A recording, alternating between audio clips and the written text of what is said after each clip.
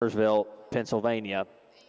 And fourth place in that class goes to entry number 188, WHF Tylertown Carly 4K, exhibited by Evan Jackson of Holiday, Tennessee. And fifth place in that class goes to entry number 185, WHF Annie 365K, exhibited by Cody Heath of Piedmont, Oklahoma. And sixth place in that class goes to entry number 192, exhibited by Augustus Rye of Urine, Tennessee.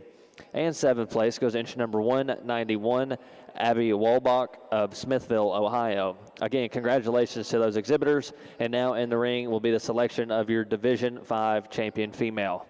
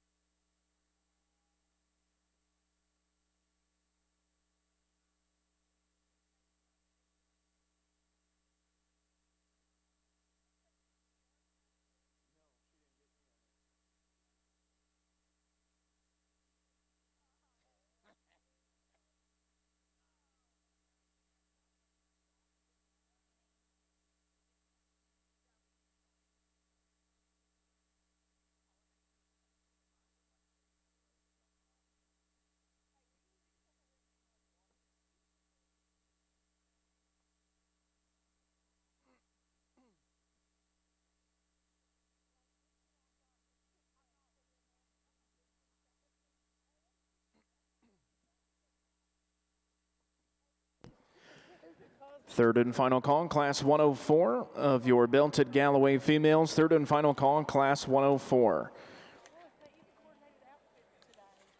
This is your first call, Class 107 and 108 belted Galloways. First call, Class 107 and 108 belted Galloways.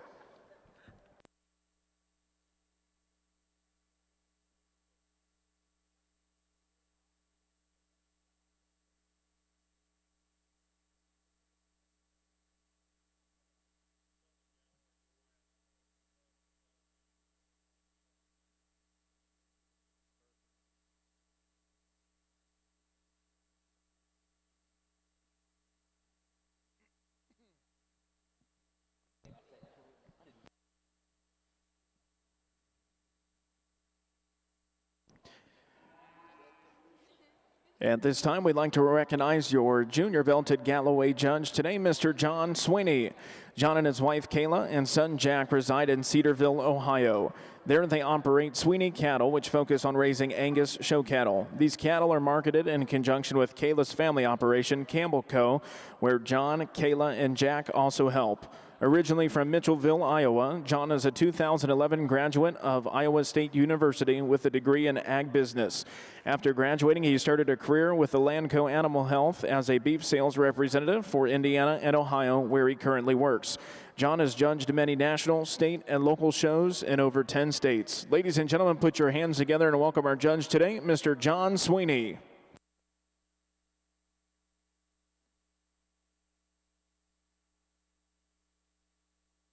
Well, just another outstanding division here. Man, we've had some tough classes here. We've had cattle that were, 7, 8 deep in these classes in this division that were just super high quality. But, we get them here to the show and we got to rank them, and that's what I'm out here doing. So I won't argue with you if you like them different than I do, because I tell you what, the quality's deep. The water's deep out here. You guys, congratulations. Before we do anything here, you've brought an outstanding set of cattle. I'll run through these right quick and talk them here. This heifer out of this first class that won, I think a heifer that's very, very nice in terms of her quality and her look. We get her back out here. She's so smooth in the way she's put together. She's so fresh in her condition. She's one that is good when we get her out on the go in the terms of the way that she handles her skeleton. You compare her to these three behind her, she's probably not quite as deep-centered or as bold-ribbed there down low. But I think she's one that's still adequate in that aspect. I really like the udder development this one's bringing to us here amongst these 4 females as well. Certainly a contender here amongst this set of females that we've got out here. This young man out of the 2nd class came to the top of that class just because his heifer had that look of quality, the look that I've been looking for all day. And I still think she fits the mold in that aspect when we get her out here. She's one that's got some presence and look up front, really good in terms of her rib cage and her center body. She's got some power as well. When we study her right down at the ground in relation to these others, when we compare these 4, she's not as big-footed. She's not as secure in the way she sets down on those rear 2, but that's being extremely picky on a really, really good heifer, one that I still like a great deal. This one out of the next class here is probably the outlier out here amongst these 8. There's just so much to this girl.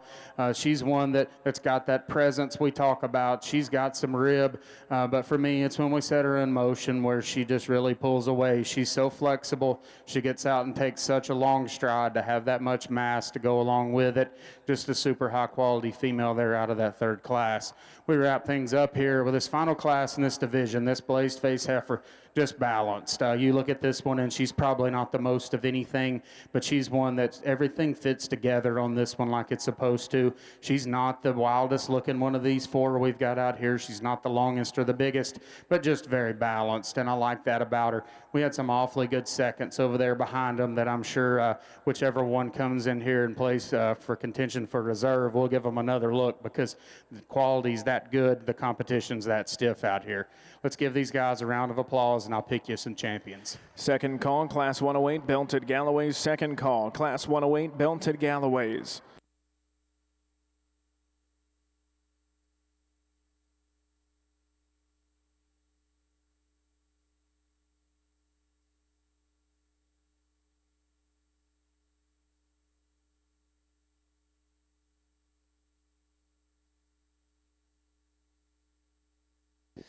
And your Division 5 champion over in your Simmental show goes to entry number 180, T.S. Sadie, 37K, exhibited by Colt Roeder of Aldo, Illinois. Congratulations.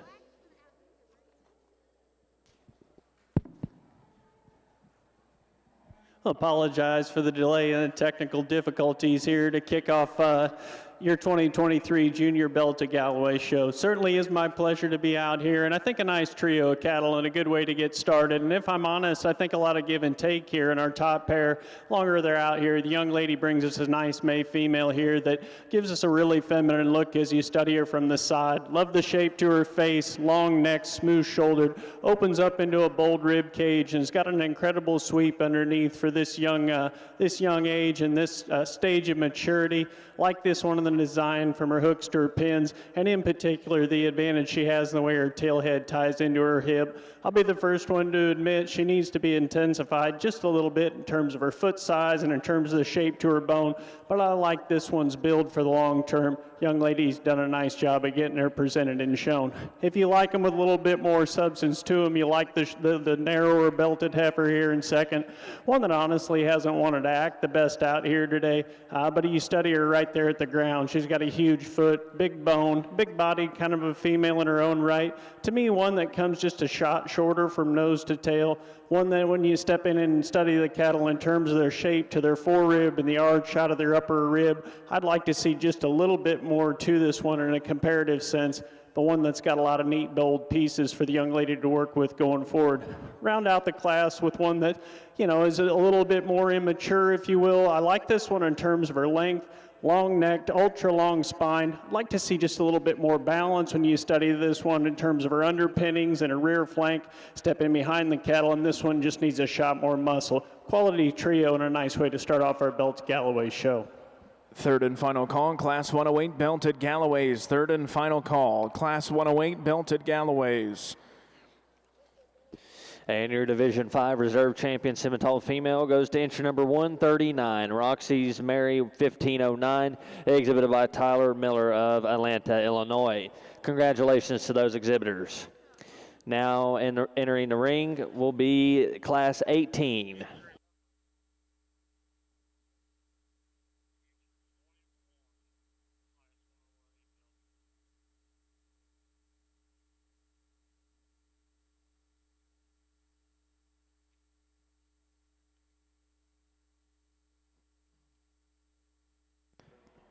First call, Class 111, Belted Galloway's first call. Class 111, Belted Galloway's.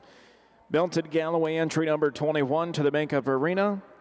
Belted Galloway, entry number 21 to the makeup arena.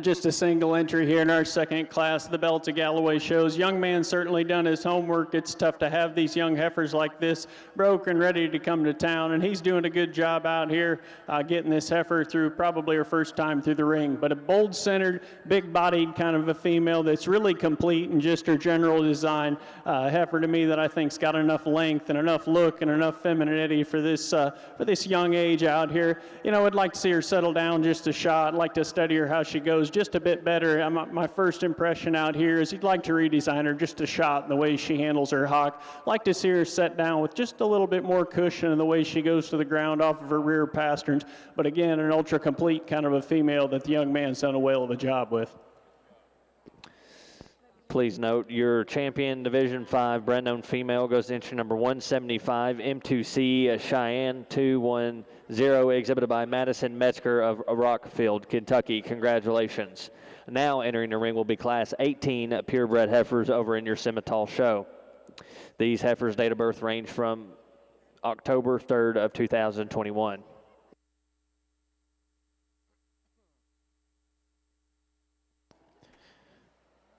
Results of your Junior Belted Galloway show. Your Class 102 results: in first place, entry number 3, weighing 462 pounds, AJC California Dream, exhibited by Abigail Karen.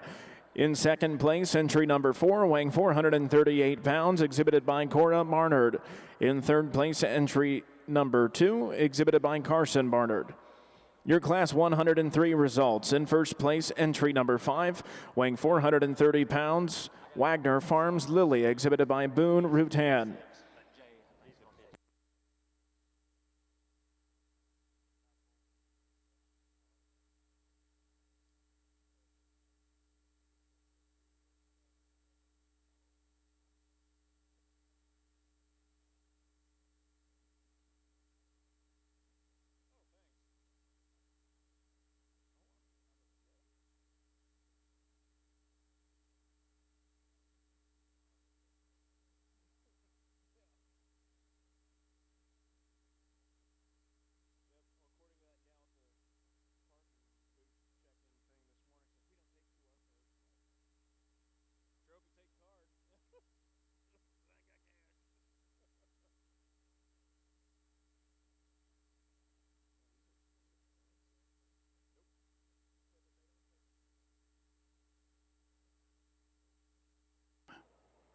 We're out here with our last class of the day in this purebred Simmental show, and boys, it's been a good day because we've had quality from the first class all the way to the last one. Both these females here are outstanding. This is automatic division championship as well, so we're gonna go through and talk them here. I think this one that came in the class first, just a tremendous individual, a female that's so attractive in her look. She's one that's very three-dimensional when we study her in terms of her width, her rib shape. She's one that's probably got the advantage over the heifer behind her in terms of some added bone work. She's a little bigger bone looking here amongst these two here, a female that just blends so nicely all the way through, ultra high quality female. This heifer that came in second here, she's one that's got the advantage of this pair in terms of her length body. I think this one is tremendously long. She's got the added look as well. She's deep-bodied. She's really good when we study her from her forerib all the way back into her flank. Maybe a little easier there in her loin than the one that stands right in front of her, but nevertheless a tremendous cow. Both these heifers were born on the same day here. They're Octobers, and while they're showing some udder development, I'd probably like to see them a little closer to calving here as we approach the middle of November. That's one place I would probably like to change both these heifers, but nevertheless, they're both still very maternal in their look. I like them both. Congratulations, exhibitors.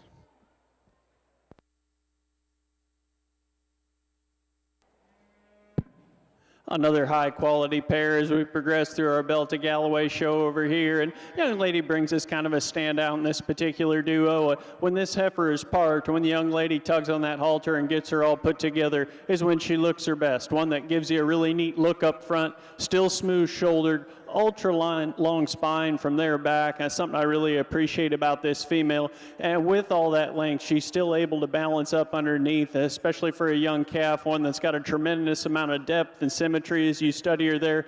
Step in behind the cattle, and this one's the big hip, wide pin, big back kind of a female, one that gives us a really neat look, again, when you study her from the side. If we're going to change her ever so slightly, I think she is just a shot straighter there in the angle to her knee, and maybe consequently wants to poke those front toes out just ever so slightly. Might stouten that girl up just a touch at her ankle and give her a little bigger foot as we watch her go off of her rear too. But again, way too many cool pieces in a neat package. Young lady does a great job showing her and getting her presented out here. Got a great team here coming around in second that has a good heifer in her own right. I think one that's a little more moderate and a little bit more conventional in terms of her type and kind. Love this one in terms of just her genuine shape and her body that she brings to the table. With all that added power, one that's perhaps just a little lower fronted, maybe not quite as neat in the look through her front 1/3, study her from behind, and she does have muscle and shape with that perhaps a bit shorter and rounder in terms of her hip. Nice heifer here to conclude a good tough pair. Third and final call, Class 111 Belted Galloways. Third and final call, Class 111 Belted Galloways.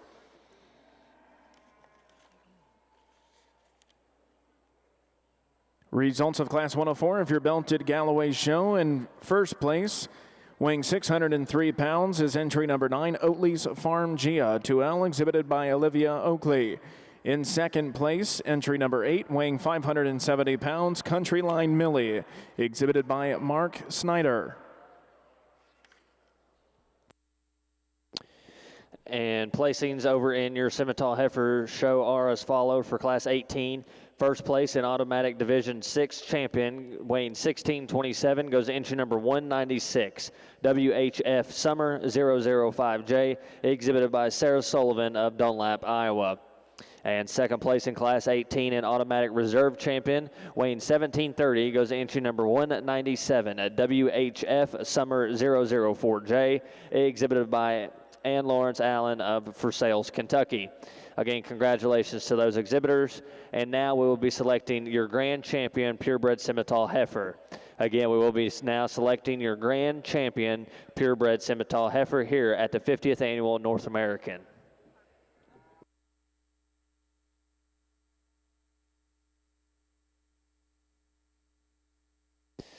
At this time, I would like to reintroduce your judge for your Simmental show, Mr. Andy Higgins. Andy is a native of Auburntown, Tennessee, where he manages his family's herd of 100 key Angus and Angus cows, along with being heavily involved in his family's real estate and auction business. Their family-based operation focuses on producing quality seed stock and show cattle. Andy's judging resume includes the National Junior Angus Show, Cattlemen's Congress, Atlantic National, along with numerous other state fairs and shows across the United States. If you could please join me in giving Mr. Andy Higgins a round of applause for being out here today.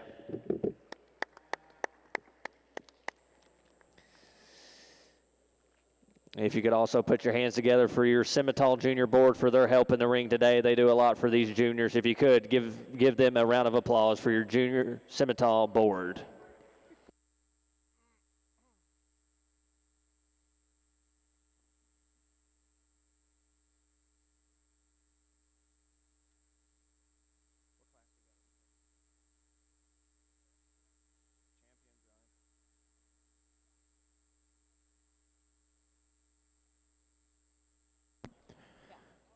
Once again, third call, Class 111. Third call, Class 111 Belted Galloways.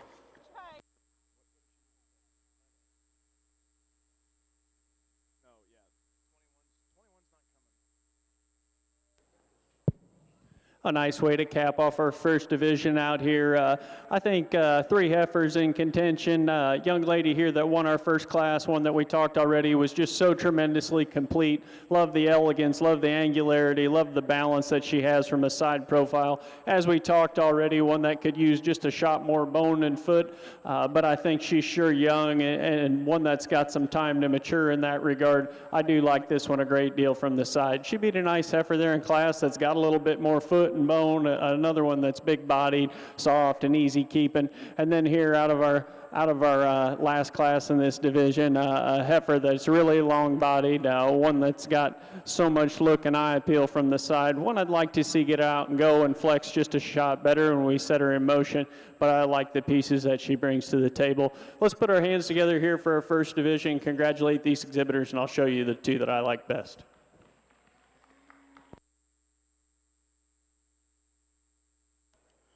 Well, back here in our Semitol ring, we've had a good day out here, folks. We've had a tremendous set of cattle brought to us. And first off, I think you guys as breeders, you young people as exhibitors out here certainly need to be proud of what you're raising, what you're producing. And I'm not just talking about the cattle either. I'm talking about these young people that have come out here and brought these cattle. As good as this show has been, the sportsmanship, the showman we've had out here has been even better. And I think you guys need to be commended for that, because this business here, these cattle get us here. These cattle get us here, but it's about the people and the friendships made. Young people, some of my best friends in the world have come through this cattle deal.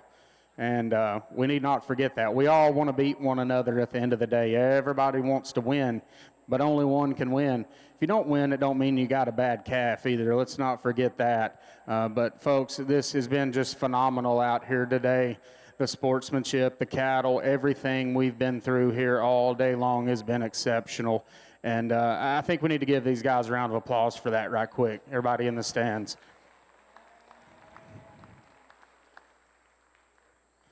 I've said it several times today, there's been so much quality way down deep in these classes, and I'm not going to go back through and talk these cattle again. I've probably talked enough, but I hope you kind of picked up on what I like when I'm looking for these cattle. I want them to have some look, I want them to have some power, and they still got to do that with a good set of wheels under them. They got to be good structured, and they got to get out and go.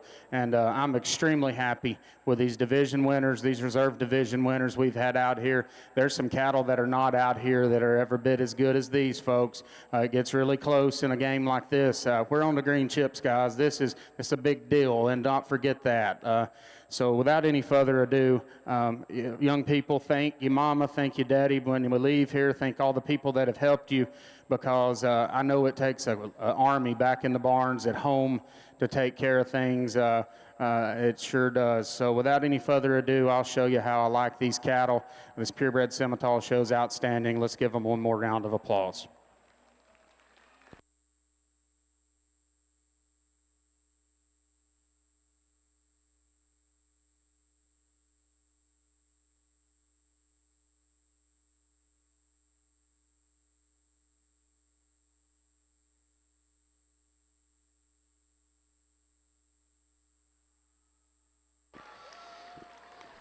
And your grand champion, purebred Semitol heifer, goes to entry number 180.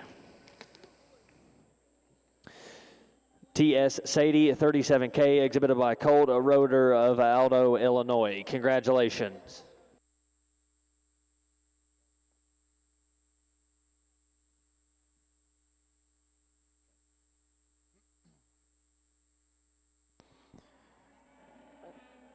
Results of your junior vaulted Galloway female show. Your champion junior heifer calf goes to entry number 3, AJC California Dream, exhibited by Abigail Curran. Your reserve champion goes to entry number 9, Oatley's Farm Gia 2L, exhibited by Olivia Oakley.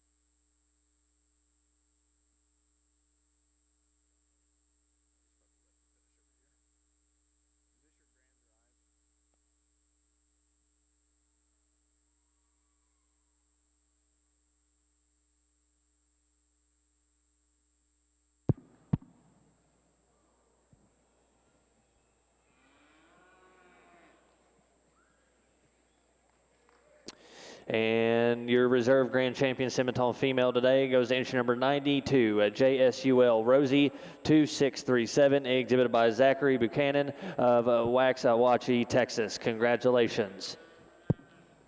Back over here in our Bell to Galloway show, a nice trio of heifers here. I think three that are certainly different from one another. And with that being said, the young lady's heifer that's going to go ahead and win, I think puts together the most good pieces out here. She's a female that when she gets her part, gives us a nice look as we study her up through her front 1/3. She's a long spine female that as you step in behind the cattle, still offers some flair and some punch there to the center portions of her muscle pattern. She's a female, and when she relaxes and as we set her in motion, I like the flex and the give she has there at her hock and her rear pastern. She does so on a big bone and a stout foot. For me, if we're going to change her ever so slightly, you'd relax her there in the angle to her knee, maybe have her toe ahead just a little more squarely, but a heifer that's got a beautiful outline. Nice place to start in this particular class. There's certainly some give and take and some differences here when we get in second and third. Young lady here with the purple shirt, she's got a heifer that's maybe not 100% wanting to cooperate with her at times, but a heifer that's got some neat pieces about her. Ultra loose made. I like this one's give in terms of her spine. She's probably as loose in terms of her feet and legs as any in this particular class. For me, you just like to give her a little bit more look and eye appeal. She's a little bit lower fronted kind of a heifer. You step in behind the cattle, she's flatter there about her rib cage, maybe not quite as impressive in terms of the shape there to her rear quarter, but a heifer that you have to like an awful lot in terms of her structure. Kind of the other side of the coin comes next, one that's incredibly powerful, young lady that concludes the class.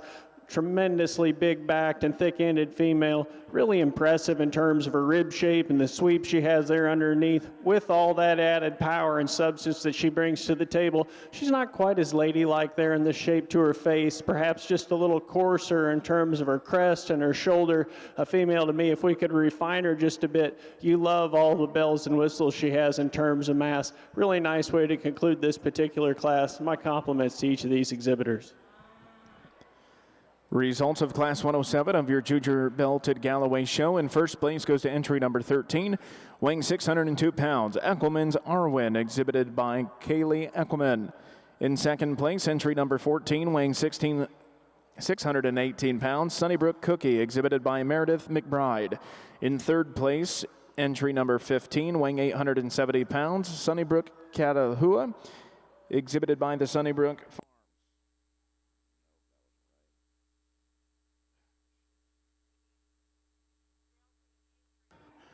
We'll jump right on this Bred and Owned show. Bred and Owned division is something near and dear to my heart. Mr. Bedwell over there in the ring earlier said some words about it, and boy, I'm just going to echo what he said. You know, it's always fun to win, but it's more fun to win with one you raised. And we'll get these five out here vying for your champion Bred and Owned, and it's pretty neat. We've got some division winners from our own show out here. We've got some cattle that maybe were down in class that are still contenders out here today. Young people, be proud of these cattle you're raising and keep doing what you're doing, because it's only going to get better. I'll show you my champion Bred and Owned. Let's give them one last round of applause.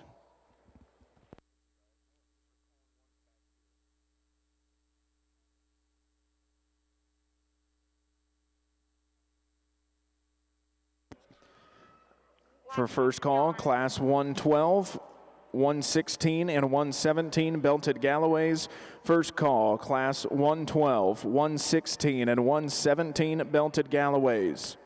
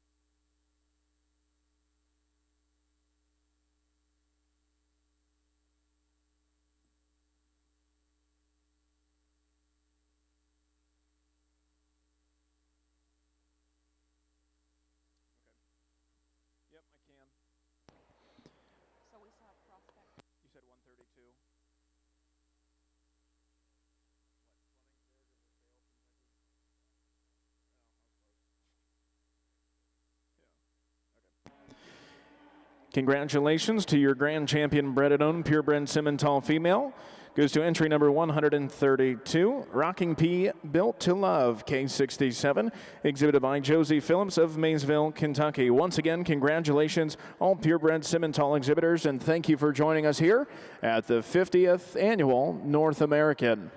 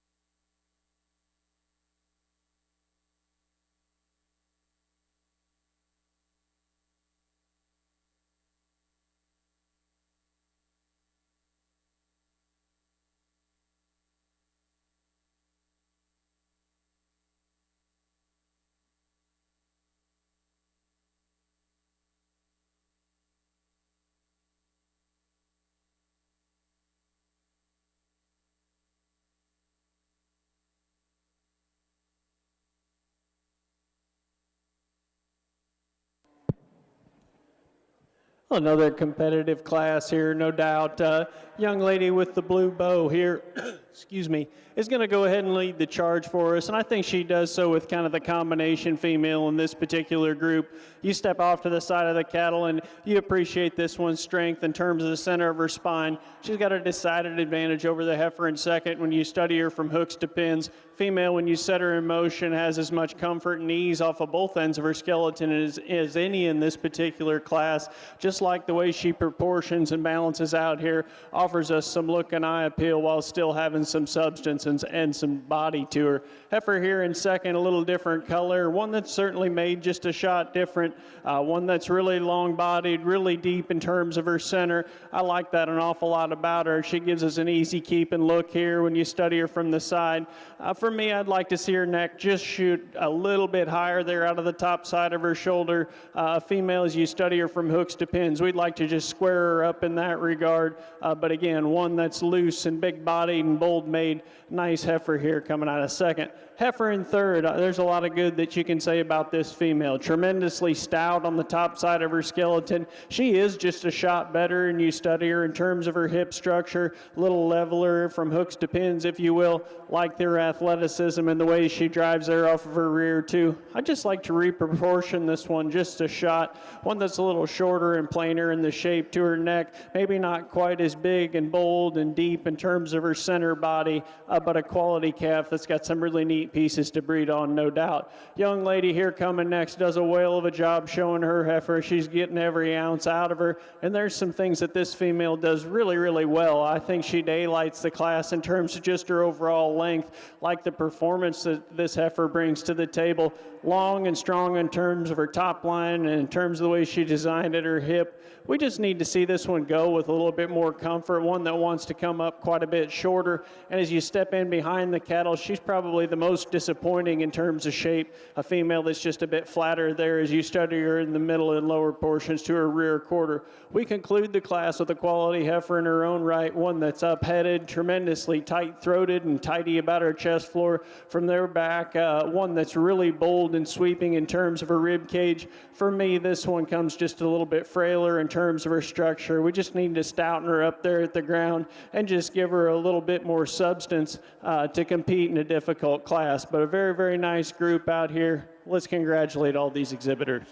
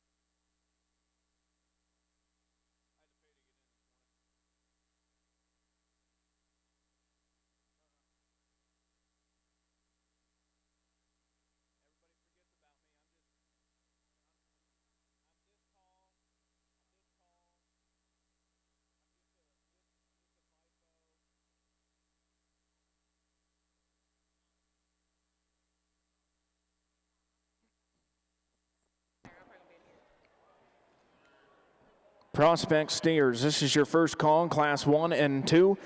First call, Class 1 and 2. Prospect steers to the makeup arena.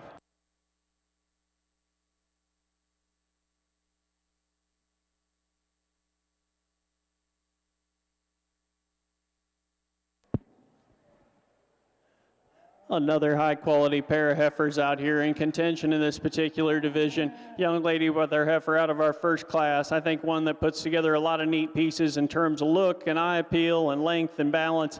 A heifer that gets out and is comfortable enough when we set her in motion. Female, as you step in behind her, certainly doesn't disappoint. One that brings enough power and substance to the table for me. Young lady here out of our second class, she's doing a whale of a job with this heifer. She's wanting to kind of catch the back of her boots there and trip her down, and she jumps right back up and gets back on the helm. And that's kind of what it's all about. Congrats to you, young lady, for being tough and staying with it out here. You've got a nice heifer in your own right. I like this one in terms of the angle to her shoulder, the way she hooks up there in behind her blades. We just talked to her in terms of, having some substance and some balance and some structural integrity to her. Maybe not the wildest looking one out here in a comparative sense, but I think one that's still plenty feminine for me. I'm going to step out here and give them one more look. I'll show you the two that I like best, pick you a champion, and pull another in for contention. Let's congratulate these exhibitors on a job well done, a really competitive division.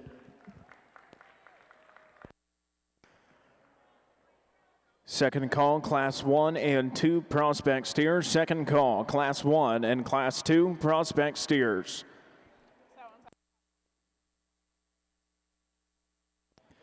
Results of Class 212 of your Junior Belted Galloway show. In first place, entry number 17, weighing 637 pounds, Black Pearl, exhibited by Elsa Sewell of Bucyrus, Kansas. In second place, entry number 19, weighing 676 pounds, Riversmith Priscilla, exhibited by Isabella Honeycutt of Sligo Forest, North Carolina. In third place, entry number 18, weighing 651, Wagner Farms Cameo, exhibited by Ansley Hawkins of Seymour, Indiana. In fourth place, entry number 16, exhibited by Haley Hillhouse. In fifth place, entry number 20, exhibited by Olivia Graham.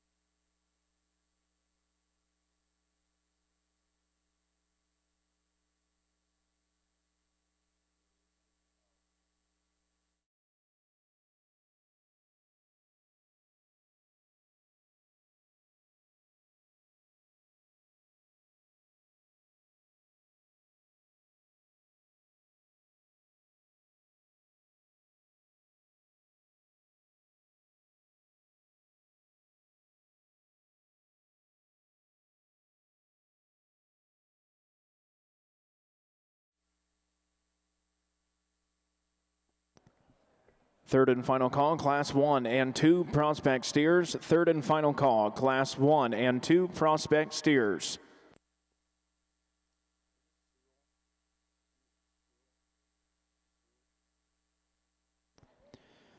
Congratulations to your champion, junior belted Galloway Senior Heifer Calf. Goes to entry number 13, Elkelman's Arwen, exhibited by Kaylee Elkelman of Seymour, Indiana. Your reserve champion goes to entry number 17, Black Pearl Kasaya, exhibited by Reagan Sewell of Bucyrus, Kansas.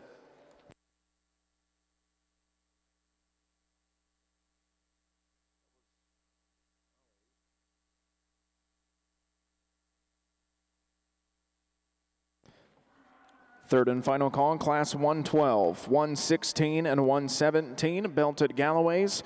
Third and final call, Class 112, 116 and 117, belted Galloways.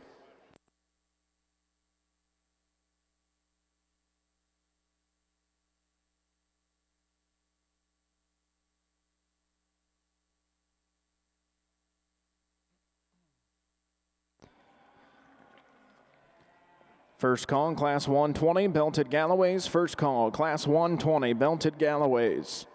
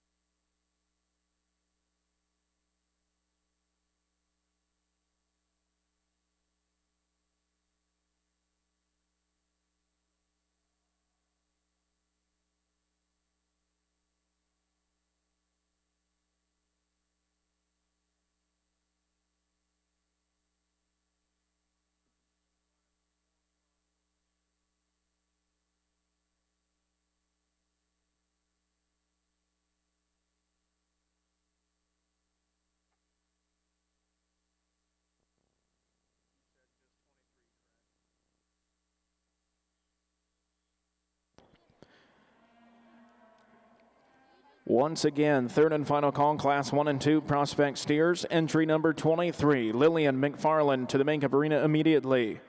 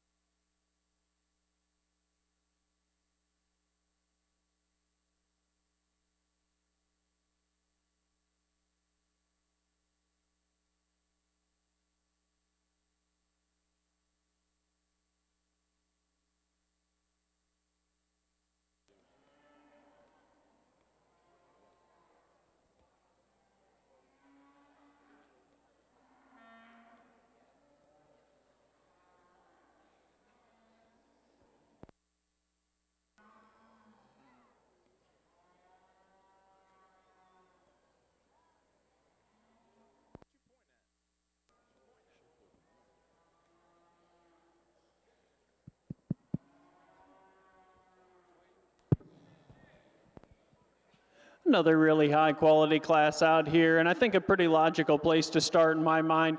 Young lady brings us a big, stout, powerful kind of a heifer out here, one that's loaded with body. I love the boldness she has there at her center portion of her rib cage. Big back kind of a female that's got enough power as you step in behind her. Sits down with plenty of cushion in terms of her foot and bone. Female that I think just gives us a nice brood cow kind of a look from the side. You know, she's not perfect. If we're going to change her, we'd refine her just a shot in the shape to her head, maybe tuck her up a little bit in terms of her throat and tone her down in her crest. And as you study her going there off of her rear too, she is ultra flexible, but she's one that kind of wants to roll down in terms of her pin set to get there. We'd like to see her maintain that levelness just a shot better when we set her in motion. But again, one that's kind of overwhelming from a body and a substance standpoint. Congratulations to that young lady. Heifer here in second, and if I'm honest, I think the decision in this class lays a little bit between 2 and 3. The longer they're out here, and when this heifer cooperates, I think we've just got a little more of a good thing here in second. Young lady's heifer has an advantage in terms of her length of spine, her length of hip. As you step in behind the cattle, this one's got a little bit more genuine shape to her. I'll be the first to admit, you'd like to drop her just a shot there in terms of her center, and then, you know, as she's going out here, we'd just like to adjust her attitude a touch and get a little better look at her at times. But I think that heifer's got some extras. She's got some neat pieces for the young lady to breed on.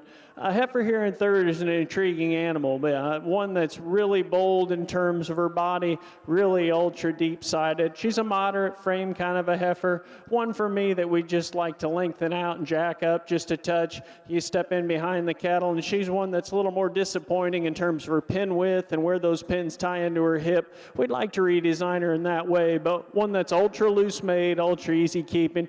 Young lady's doing a good job of getting her presented out here. The red heifer here that concludes the class, there's a lot of nice things to say about this female. Love her in terms of her head shape and her freshness and her ability to tie from the point of her shoulder back into her rib cage. For me, we just need a little more depth. We need a little bit more sweep and drop there right at her center or at her navel, if you will. A female, for me, we need to intensify in terms of the shape to her bone and her footwork. But a nice class of cattle. Congratulations to each of these exhibitors. First call, Class 3, Prospect Steers. First call, Class 3, Prospect Steers.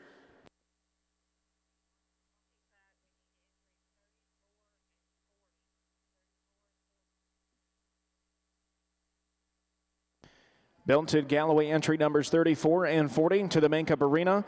Belted Galloway entry numbers 34 and 40 to the makeup arena.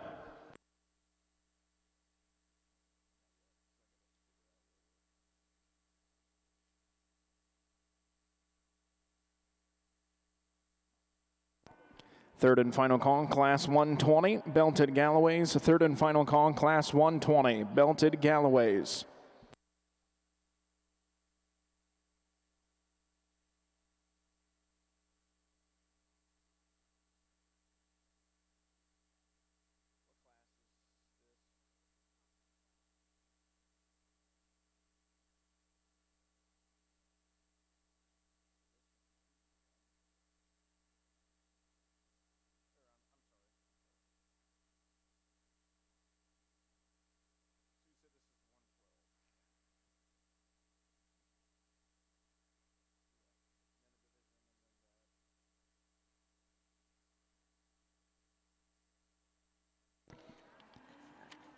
Results of Class 111 of your junior belted Galloways. In first place, entry number 27, weighing 940 pounds, County Line Belties Lori, exhibited by Mark Snyder of Titusville, Pennsylvania. In second place, entry number 28, weighing 744 pounds, Black Pearl Cashew, exhibited by Elsa Seal of Bucyrus, Kansas. In third place, entry number 26, weighing 727 pounds, Highland Oaks OK Maggie, exhibited by Jennifer Lohman of Sperry, Iowa. In fourth place, entry number 25, exhibited by Kylie Campbell.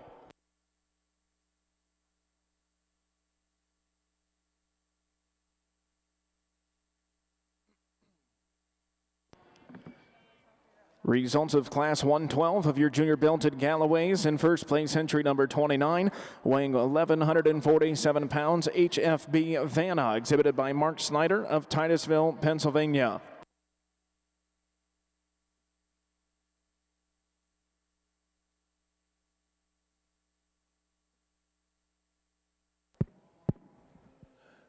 I believe the young man out here scared away all the competition. We got a single entry out here, and a heifer that can no doubt stand some competition in her own right. And you know, if you're going to summarize this one in a word, I think it's powerful, because I'm not sure if we've seen one yet today that's quite this opened up and quite this big backed and quite this radical in terms of her shape, step in behind the cattle, and one that does not disappoint in terms of her hip, in terms of her rear quarter. You study her there at the ground. She's ultra wide based as well. She's one at times out here that we could ask to go just a shot more comfortably there, particularly off of her front two. But again, one that's wanting to fight the halter just a little bit out here. Look forward to getting her out in some more competition. My compliments to the young man. Second call, Class 3, Prospect Steers. Second call, Class 3, Prospect Steers. Prospect Steer entry number 20 and 76 to the makeup arena. Entry number 20 and 76 of your Prospect Steers to the makeup arena immediately. Your class is getting ready to enter the ring.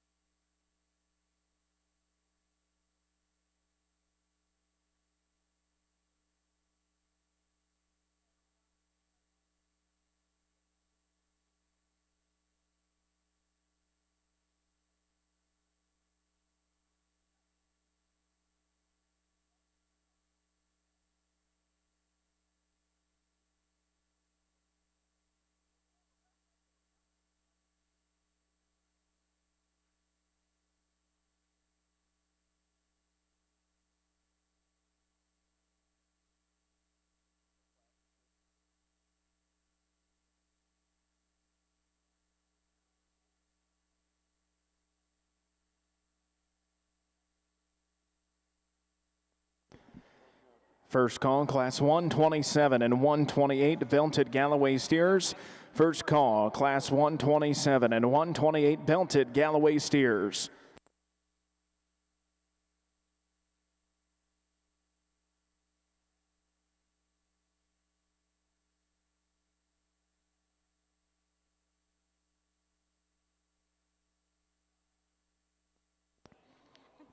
Third and final call, Class 3 belted third and final call, Class 3, Prospect Steers. Third and final call, Class 3, Prospect Steers.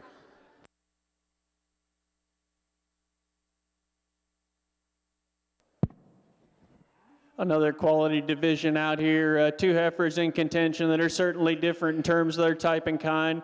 We talked on that wide-belted, white-bellied one there out of the first class earlier. Love her in terms of her cow power, her body, her substance, her mass. A female that's still comfortable enough in terms of her structure.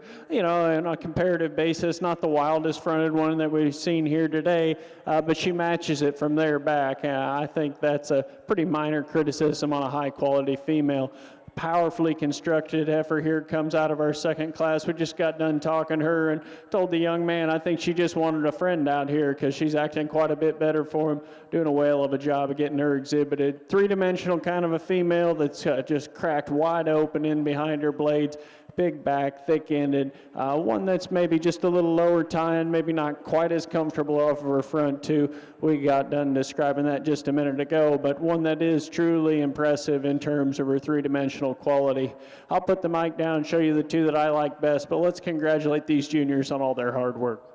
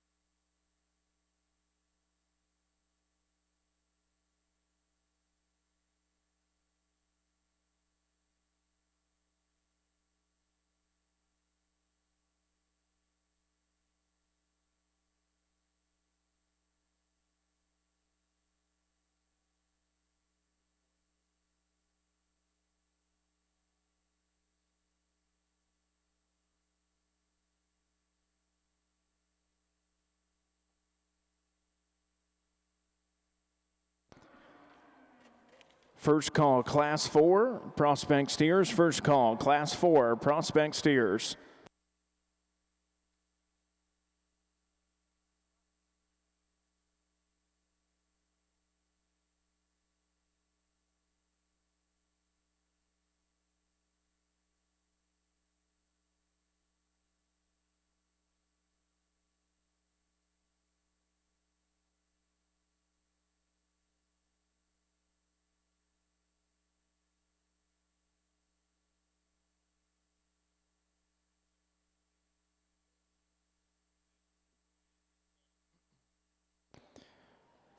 This is your last call. Prospect Steer entry numbers 20 and 76 to the makeup arena immediately.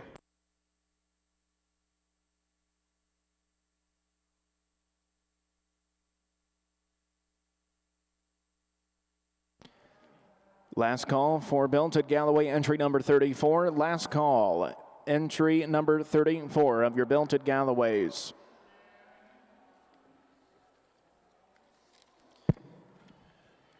A March Heifer here in a single entry. Young lady brings us a really high caliber kind of a female, one that's ultra loose made. I really like this one in terms of the angle to her shoulder and her knee.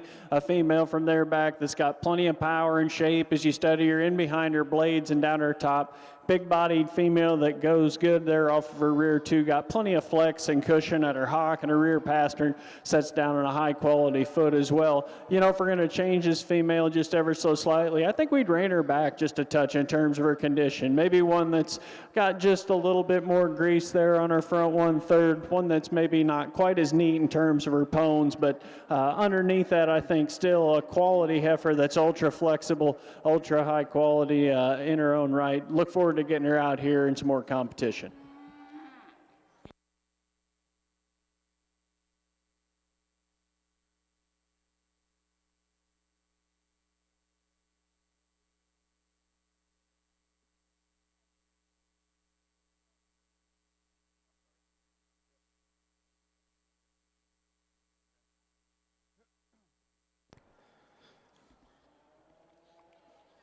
Results in your junior belted Galloway show. Your champion intermediate heifer calf goes to entry number 27.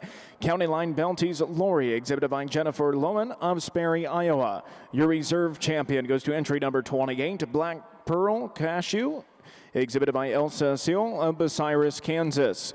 Results of Class 116. In first place, weighing 1,174 pounds, Sunnybrook Lily, exhibited by Cora Barnard of Wabash, Indiana.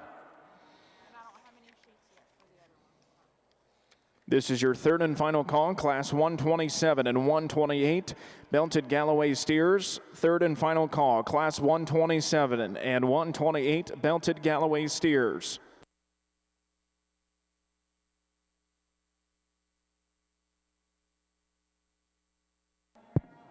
Another single entry February female here. I think one that you have to appreciate in terms of her condition at this stage of the game. One that's ultra flat shouldered, a female that balances up in proportions really well from there back. You study this one in her heart and at her midrib and her flank, especially for being as lean as she is, one that's still got enough depth to her. You know, you step in behind the cattle and she's one for me that you might like to stouten up just a touch, maybe a little more disappointing in terms of her shape there at her pins and as you study her to the lower portions of her rear quarter. Also perhaps not the biggest bone one that we've seen today, but one that's ultra ladylike, ultra fresh. Young lady does a nice job of getting her exhibited. Second call, Class 4, Prospect Steers. Second call, Class 4, Prospect Steers. This time, we'd like to introduce our prospect cattle judge today, Mr. Tyler Norville. Tyler is from Tuttle, Oklahoma, and he is the current president of the Oklahoma Youth Expo, as well as the Cattlemen's Congress. Tyler was a member of the 2005 National Champion Livestock Judging Team at Oklahoma State University. He raises Hereford, Angus, and Simmental cattle. So, ladies and gentlemen, please put your hands together and welcome Mr. Tyler Norville to the Green Chips.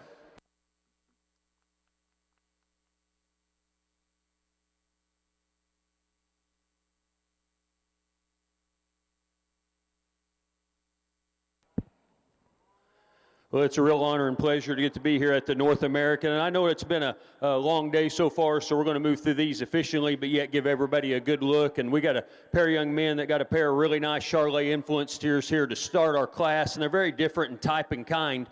I like the gray tinge steer to win. He's highly presented. He's just a beautiful calf, really attractive up through his front end. His feet and legs are really right. He gets out and he moves. He takes a long, correct type of stride. When you get on top of him, he's not quite as big backed as that one right behind him, but for his age and maturity, he's just right. He's looks like one that'll grow and be fresh at his end point. You're not going to have to really hold him or let him. He's going to grow efficiently and quickly, and we don't see that quite as much as in the industry in these steers as you'd like to see today. No doubt the steer in second, the orange tin calf, is a touch bigger footed. He's a touch stouter bones. You get on top of him, he does have more muscle over his rib and loin. As he plays out a little bit and he moves away from you, he gets a little flatter through his lower quarter.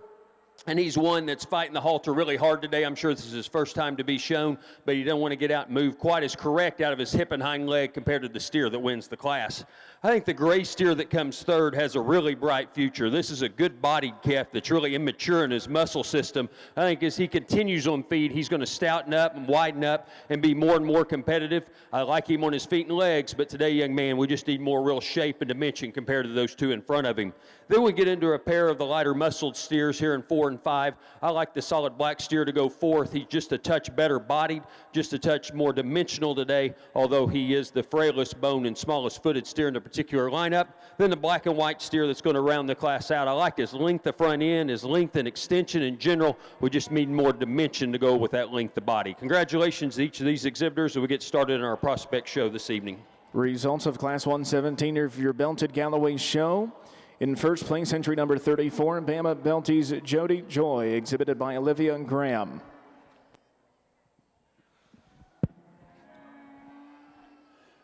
Well, a division out here about as low on numbers as you can have, but I think two heifers that are still ultra high quality. It's fun to get a couple single entries out here and be able to compare them to some contemporaries, because I think there's give and take between these two heifers, and there's sure some differences in terms of just power and condition that you got to sort through.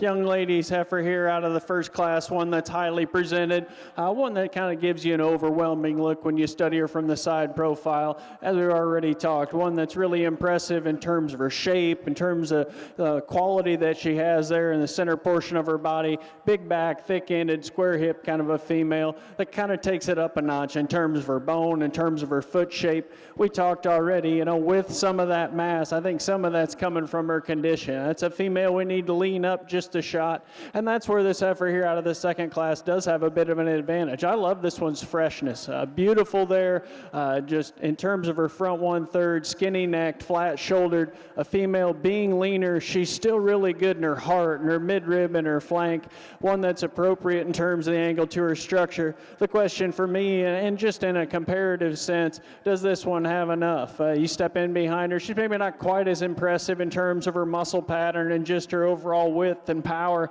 One that, you know, I think is acceptable in terms of her bone, but one that as we compare to that heifer that goes right in front of her, we could just intensify just a shot. And so I think there is a bit of give and take. To me, there's one that just maybe takes it to another level. I'll show you the order that I like them, but let's congratulate these two young ladies on a lot of hard work and a quality pair of cattle. Third and final call, Class 4, Prospect Steers. Third and final call, Class 4, Prospect Steers. Results of Class number 1 in first place, tag ID number 79. Exhibited by Kaysen Goranado of Hillsboro, Ohio. In second place, tag ID number 83, exhibited by Cole Johnson of Merrill, Michigan. In third place, entry 64, Sam Jennings of Stanford, Kentucky. Fourth place, entry 23, Lillian McFarland of Cardington, Ohio. And in fifth place, entry number 46, Hadley Wilson.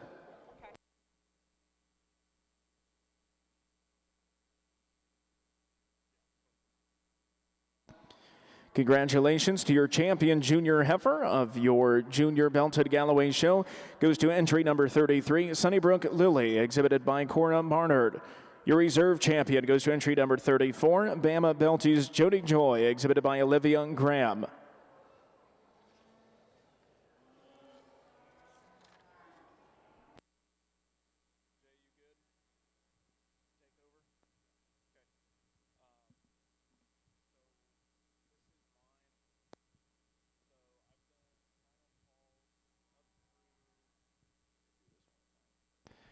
Third and final call, Class 4, Prospect Steers. Third and final call, Class 4, Prospect Steers.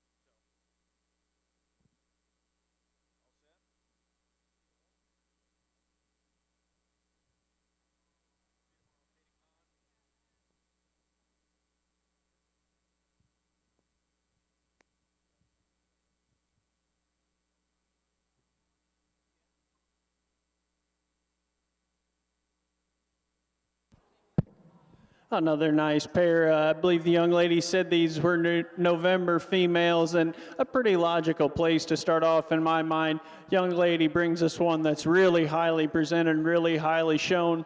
Very high quality individual to go ahead and start off the class. She's up-headed. I love the way she ties there from the point of her shoulder back into her forerib. This heifer is tremendously balanced as you study her from there back. I love the strength and the length she has to her top and to her hip. You study her underpinnings, and this is one that's incredibly deep-sided and does so by still maintaining some depth of heart and depth of flank. Really appreciate that about her. You step in behind her, and for all the look that she has through her front 1/3, she's still a heifer that's blessed with some pin width and just some general shape and muscularity. It's when we set her in motion, we might like to tweak her just ever so slightly. You can see it there on the stand, and she is an ultra-high tying female. With that, perhaps one that's rocked a little bit more forward in the angle to her knee, and we study her there off of her rear too when she goes, and she maybe struggles just a shot to get to her track when we set her in motion, but I think those are relatively small criticisms in this particular pair on a heifer that just takes it to another level in terms of her outline and in terms of her look. Heifer in second is one that's kind of neat to study because she is so opened up and so stout. One of the roundest and boldest ribbed heifers that we've seen here today, one that's blessed with a little bit of extra shape and turn, if you will, as you study her in terms of her muscle package. Ultra wide base female as well. For me, it's structure that sorts them, and we tweak that class winner just a little bit, and there's probably just a little more we'd like to change about this one. You study her in the angle to her shoulder, her knee, her front pastern. She needs relaxed in that regard. We'd like to see her take just a little more sure stride in terms of the angle to her hock and the cushion at her rear pastern, but one that is just undeniable in terms of her shape and her boldness and her muscularity. Young lady's done a nice job of getting her presented, and has undeniably got a nice breeding piece when she gets home.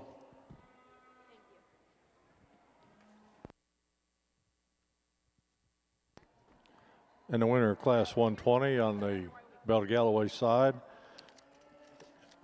goes to Casa Cattle Once Upon a Time, shown by Abigail Caron. Second place, Crooked Creek Iris, shown by Charlotte Albal.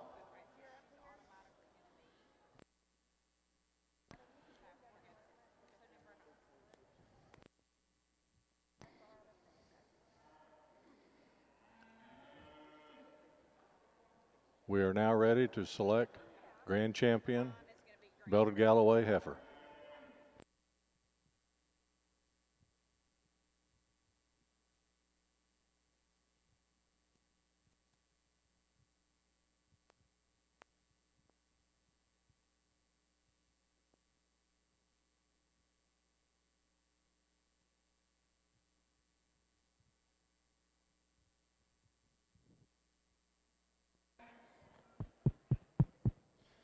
Kind of what you expect when you judge a prospect steer show. I think these three on the top end of the class are really high quality, but all three of them are very, very different. But the one to me that needs to go to the top is Young Man's Gray Steer. Not only is he the stoutest and most powerfully constructed, heaviest muscled one, But then he's also the most correct in the skeleton in the way he gets out and moves and he meets his track and he reaches and bends out of his front knee, and yet he's really cool up through his front end. I'll be the first to admit, if he's a little smaller frame for you, I get it, and I think that's the question for him. How much growth does he have in him? How big's he going to get? But today, he's the most fault-free, realizing what I'd like to change about the other two behind him. The two black steers in second and third are a little more similar in their type and kind.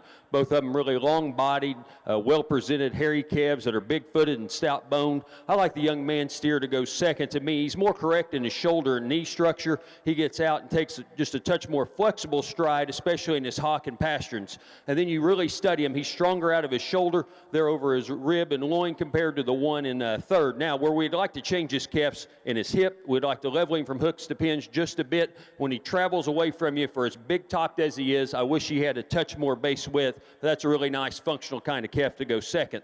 The one in third is the steer I like the best in terms of his frame and growth curve. He is a really good bodied calf that I mentioned is big-footed. You get on top of him, though, he gets a little weak there behind his shoulder. As you continue down his spine, he gets really high in his tail head. And then you get behind him of the top three. To me, he's the lightest muscled. You set him in motion, he's probably the tightest in his rear leg movement as well. That's being awful critical on a really nice steer to be standing in third. We got a good functional type of calf here in fourth in the darker red calf. He's good enough in his feet and legs and his skeleton. Unfortunately, today he's just too green. There's just not enough of him. But, man, that one's got some real upside to him. Just a beautiful calf that balances well from the side profile. The bronco-faced steer that comes in next, that young lady did a nice job of sticking with it, even though he got loose from her. Really good through his front 1/3. He's got nice meat animal shape to him, but he's one that's just a little frailer boned, a little shorter hipped when you set him in motion. The moderate calf coming in sixth in the lineup, the black and white steer. I like his body. I think he's more functional in his structural makeup compared to the two behind him. Unfortunately, one of the lighter muscled calves in the class. The steer coming next, the black and white steer. I tell you, when he first came in, I thought, here's a really highly presented calf that's got some good to him, and he does, because he's got some look and balance from the side profile. But you set him in motion, you can see there leaving the ring. He just really worries me from a structural standpoint in his hip and hind leg, especially from a long-term perspective. And the steer that's going to round the class out, really up-headed, neat-fronted. That's a really good one to be standing on the opposite end of the class. Unfortunately, he's the lightest muscled steer in this particular class. And he, like the steer in front of me, concerns me some structurally, just a little straighter up through his front end, but what a calf with a lot of presence through his front end. Congratulations to each of those exhibitors.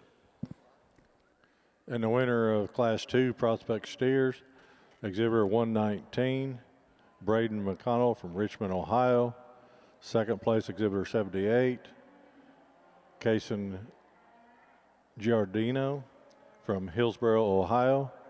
Third, exhibitor 30, Gwyneth Souter from Georgetown, Ohio.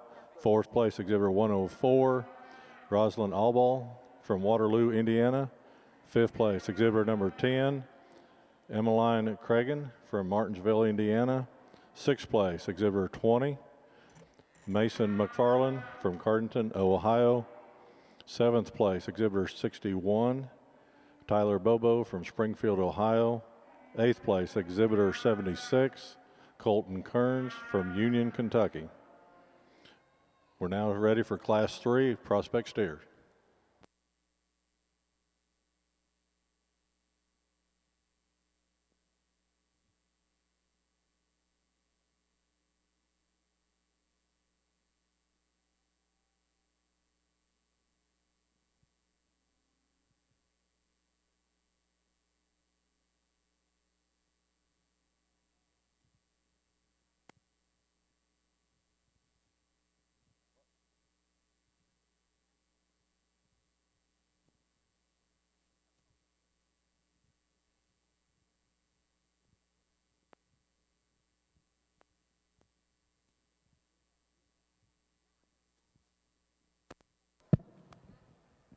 Well, folks, we get here to the end of our Belted Galloway show, and what an impressive drive out here on display for us. I think 5 heifers that start to really put together the parts and pieces that I like in females.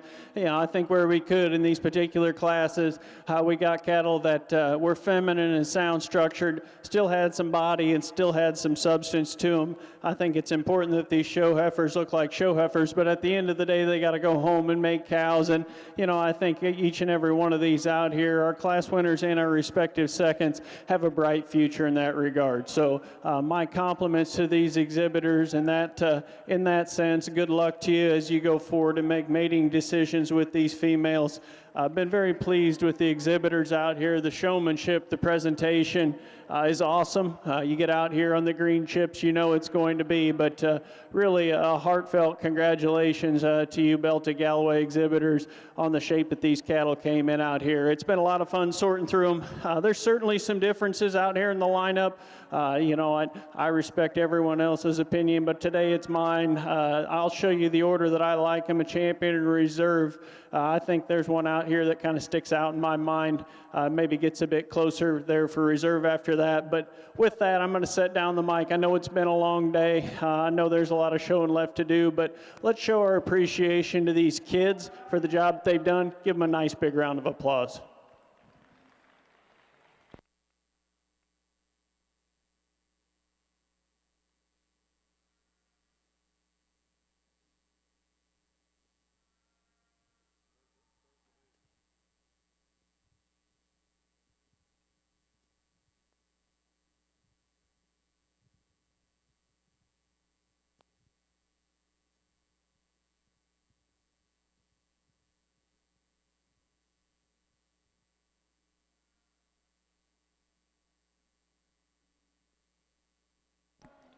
Grand Champion Belted Galloway goes to exhibitor number 27, County Line Belties Lori, shown by Mark Snyder.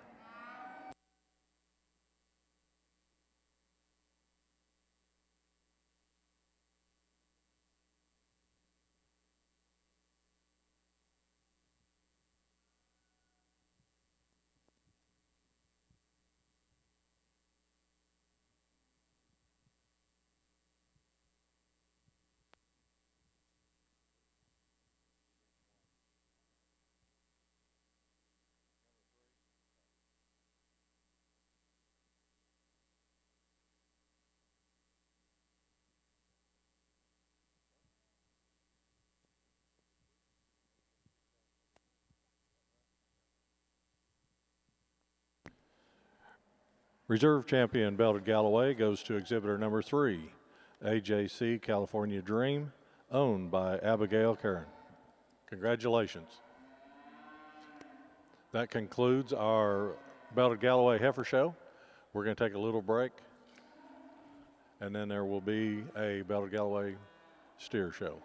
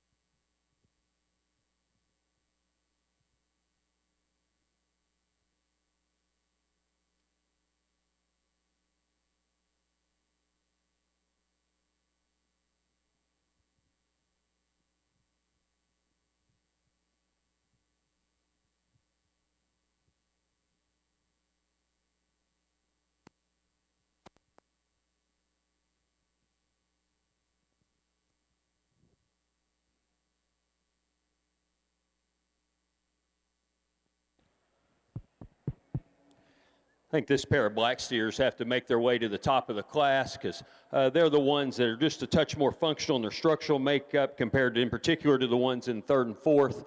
They're the ones that balance awful well. And then once you start studying this pair, the steer that's going to win the class to me, he's just bolder sprung. When you get on top of him, he's just a little further along today, just a little woofier. And then you go out of his hip, he's square from hooks to pins, and he just leaves you with more mass.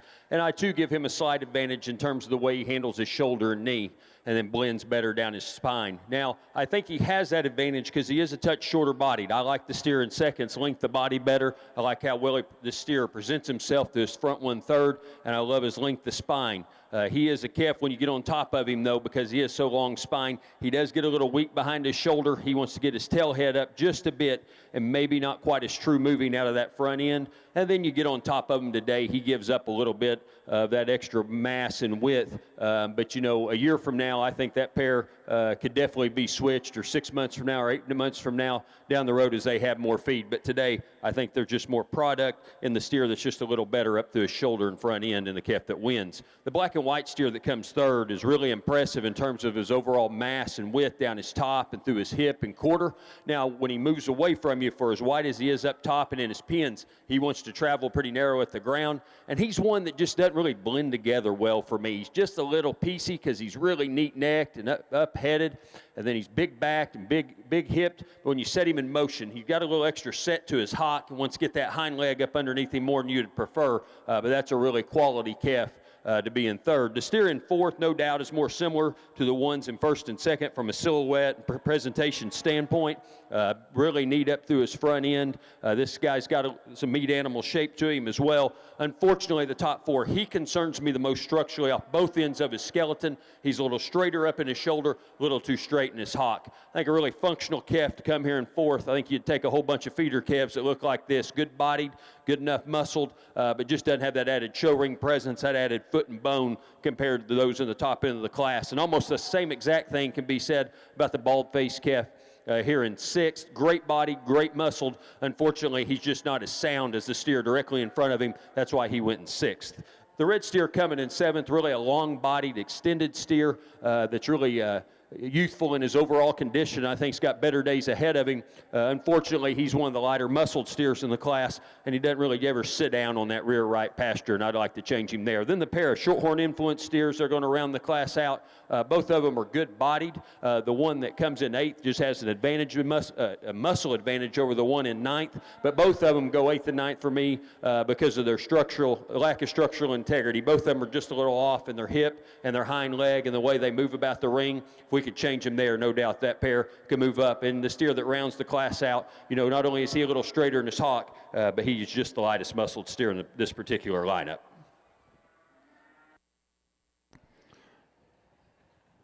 And the winner of Class 3, Prospect Steers, goes to exhibitor number 8, Carter Boyd from Hillsboro, Ohio.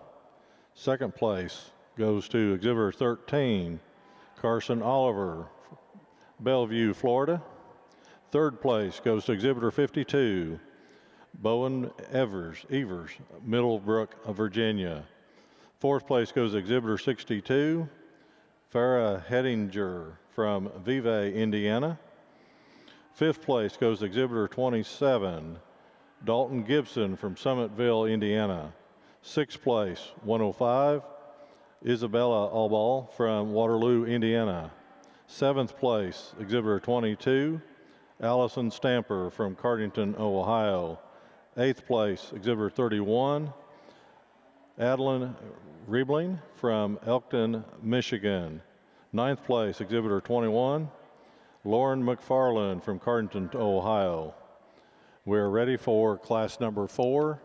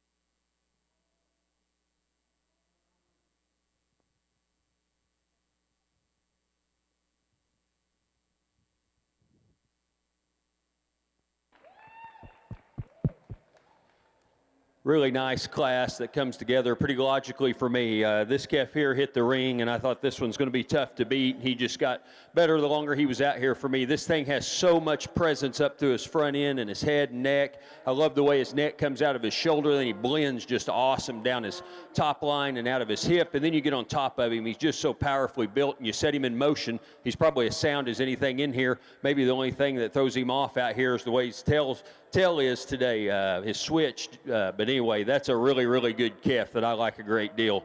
I think the calf that follows him in terms of rib and volume and true substance, the one in second. I love this calf's rear rib and flank and his extra capacity and his rib cage. He is one that still has a great look from the side. You can get on top of him. He's not as genuine as that steer that wins, and then you set him in motion. He's just not quite as flexible off his hind leg, but that's an awful good calf to be standing in second place. The black and white steer that came in third, he was the first one in the ring. I thought, this is a nice calf. He's super long-bodied. He's long-fronted. He's got some substance underneath him. Then you really start studying him compared to those in front of him. He's the flattest in his hip and through his lower quarter. You know, he's one that gets a little thicker in his neck, maybe not quite as attractive in his head and jaw as those in front of him. But I think a calf that's got a bright future to him because he's long-bodied, takes a good long stride, and I think he's got bright days ahead of him. The black and white steer that comes in fourth, one that you can't paint a longer, prettier neck on, but unfortunately that added length and extension and attractiveness just gets him a little flatter jawed, and it takes away from his stoutness when you study him from there back, just not near the capacity of those steers in front of him. I hope he can get that with the frame he has, but man, I appreciate his feet and leg structure, his length and extension. You get more power in him, more substance in him, young lady, that's going to be a good one.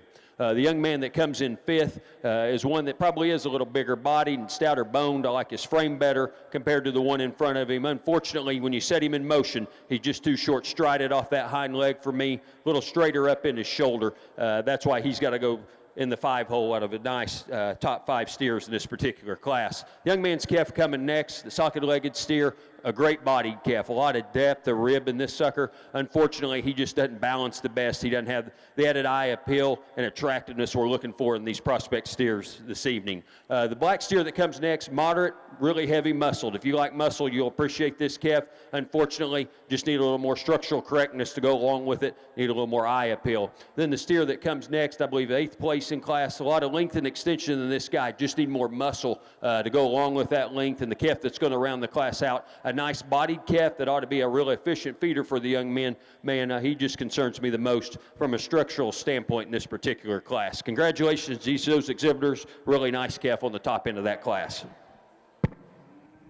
Back over here in our Belted Galloway show, we've got our single entry in champion prospect steer out here, and folks, this one's pretty nice. He could stand a load of competition. A calf that you got a lot of things about. One that's got a fresh and youthful look as you study him in the shape to his head and his neck. From there back, one that's really impressive in terms of his shape. I like his edges coming out of the backside of his shoulder.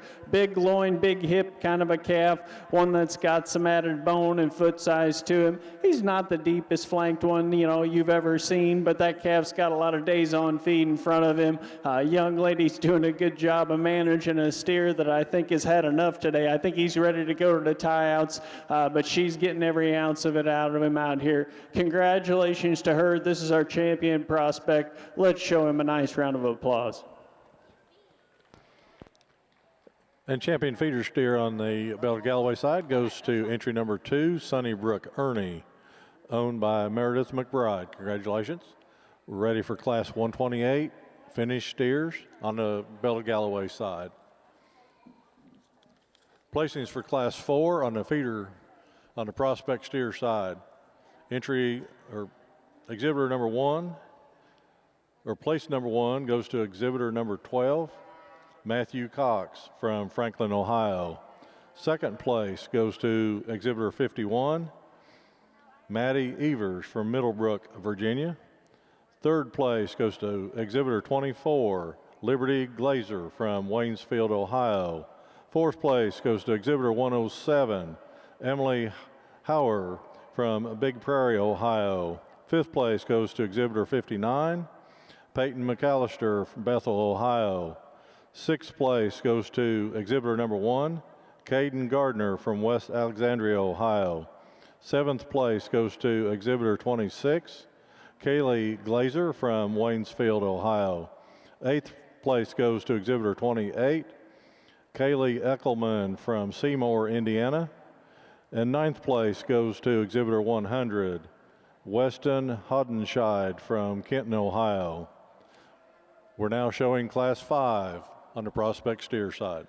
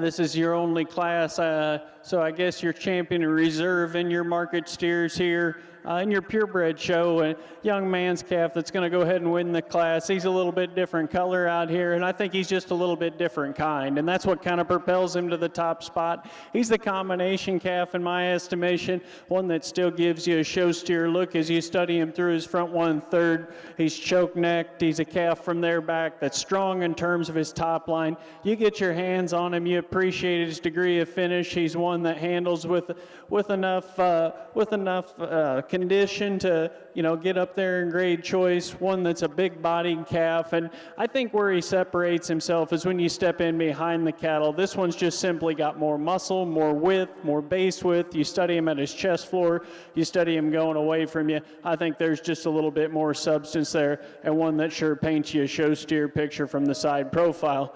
Calf coming in second, I think, follows most closely in terms of type and kind. He maybe takes it up a notch even further in terms of his look through his front third, high-headed kind of a calf. He probably edges our class winner just a shot in that regard. Big boned and big footed calf. I love that about him. He may be as massive as any in this particular group in that regard. It's when you step in behind him, you might like to change him just a touch. He's a calf that closes up a little bit in terms of his base. Not as impressive and square in terms of his muscle shape right out of the back side of his shoulder. Study him in terms of his pin width and his hip, and you'd like to just intensify him just a touch. But he's a wild looking one that the young lady's done a great job of getting shown and presented out here. Calf coming around next actually probably does offer just a touch more shape. You get right up on him and in behind him, maybe just handles with a little bit more depth there to his loin edge, maybe just a little stouter at the center portions of his rear quarter. For me, this one's maybe not quite as amped up in terms of his show steer look, a little lower fronted, a little plainer at his jowl and his chest floor. Like to stouten this one up just a touch in terms of his bone, drop him just a shot there in terms of his flank, but a quality kind of meat and potatoes calf here going third. Round out the class, a young man, he brought us a big frame, long bodied kind of a steer, one that's got a lot of length, the spine, and a lot of bone and foot underneath this guy. For me, we need to adjust him structurally. One that comes just a little steeper there in the angle to his shoulder and his knee, and it's when you step in behind him, he's as closed up as any in terms of his twist, in terms of his shape there through his rear quarter. If he's going to be the bigger frame calf, we'd just like to see a little bit more genuine substance and shape to that one going away. But a really, really nice drive of purebred steers. Let's give him a nice round of applause.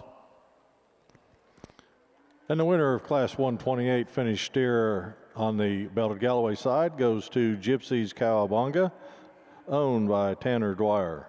Second place goes to Sunnybrook Denozo, owner Charlotte Alball. Third place goes to Sunnybrook Maestro, owned by Haley Hillhouse. Fourth place, Moon Shadow Thor, owned by Tommy McGuire. We're now ready to pick the champion purebred steer and reserve.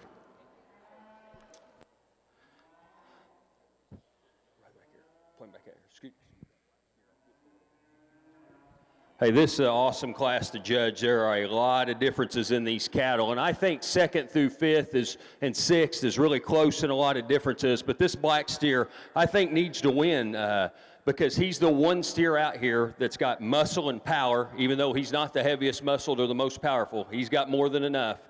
He's the one that balances well, and there's plenty that balance, but he's the only one that combines it with structural correctness. He's just the complete package for me. It's hard to pick a big hole in this guy. Does he have all the superlatives? No, not at all, except he is the most complete and yet still has some wow factor. I like this calf to win, and his structure does it for him. The calf that comes in next, the orange calf that comes second, if this one could move better off his hind leg, he wins for me. This one is way up-headed and cool-headed and cool-necked. He's big-backed. He's powerful. He's muscular. I don't know if he didn't take the trip well, but this guy's just having a little harder time getting around the ring. He wants to hammer his hind leg ever so slightly. He does have a lot of the superlatives and the wow factor, but we need the structure to go with it for me to move him up into that one hole. The steer that comes in third, he hit me hard when he came in because he is so sound-structured. He's good-bodied. He's attractive from the side profile, but where we'd like to change him is pretty obvious on the cattle on either side of him. He's not near as big-footed. He's not near as stout-boned. Is he not near as heavy muscled as some on either side of him either? I called him good enough in his muscle, but I need more substance of bone to go underneath that skeleton to move him up any higher. But I love his eye appeal. I love his balance. I like his structural correctness, and that's why I considered him putting second. The black and white steer that comes fourth, what a great bodied, what a big back, big hip type steer. What concerns me with him are two main things. One, he's the most mature about his head. I would assume he would be about the oldest of anything out here. And then he's just a little straighter in the angle to his hock. At times I want to move him up into that 2-hole because he does have some superlatives in this class. But when we set him in motion, he just gets a little hammer-legged. And then you look at his head, he's just a little too mature there compared to 3 younger, fresher-looking cattle on the top end of the class. The young lady steer that comes fourth, here's a good-bodied one as well. Steer that's got some length of side. He's attractive enough up through his front end. When you really get to study him, though, he's a little counterfeit in his muscle because he gets a little too narrow underneath his skeleton for me. And then you set him in motion. He's got a lot of set to that rear hock, both from behind and the side, just not true enough moving off his hind two when he does go around the ring. The red steer, there's some wow factor in this guy. What a clean-necked, up-headed calf. The biggest back, the biggest ended steer in this class, there's no doubt about it. But of those top 6, he easily concerns me the most from a structural standpoint. Got both ends of his skeleton. I placed him in that hole when he was set in motion. As you see him leave the ring there, he's kicking up a lot of chips. We just need him to be more correct in his skeleton for me to move him up any higher. Then we get into a trio of steers here in the bottom end of the class that ran into a real buzzsaw here. There's classes we judged earlier. They'd be way up the line from here. The gray calf, I tell you, this calf's got a lot of good in him and a bright future young man. Today, he just lacked the wow factor that adds power and stoutness of those on the top end to move up, but don't give up on that calf. He's got a bright future to him. The black and white steer coming next, another well-presented one that's got a really cool head and neck and some attractiveness and presence to him. Unfortunately, he's one of the lighter muscled steers that wants to get his hind leg up underneath him when you set him in motion. Then the calf that rounds the class off, another long spine, long neck calf, unfortunately, just the lightest muscled steer. That lacks the structural integrity I'm looking for today, but let's put our hands together for an extremely high-quality class on the top end. Back over here in our Bell to Galloway show, 2 steers already champions in their own right, out here showing our prospect against our finished steer. And, you know, I think there's subtle differences in the cattle, but you step off to the side of them, and I think they're probably more alike than they are different. One's at a little bit different point in his life, obviously, but 2 show steers out here that have look, they have body, they have muscularity, they've got some substance in terms of their structure, and they're still able to get out and go. And so for me, very pleased with this pair of cattle. Again, one's there at his, nearing his finish point. The other one's got a long life there ahead of him to get there, maybe with some question marks in that regard. And for that reason, I'm going to use the young man's brown steer here to win, pull this other guy in for contention. But let's give him a nice round of applause on 2 really high-quality individuals.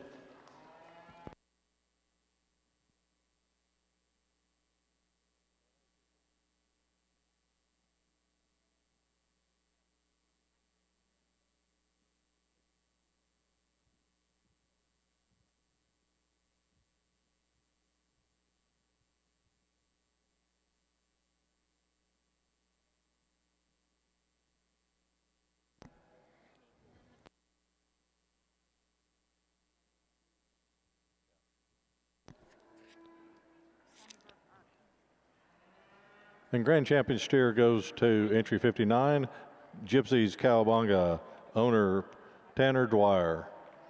Reserve goes to entry number 2, Sunnybrook Ernie, exhibited by Meredith McBride. Congratulations.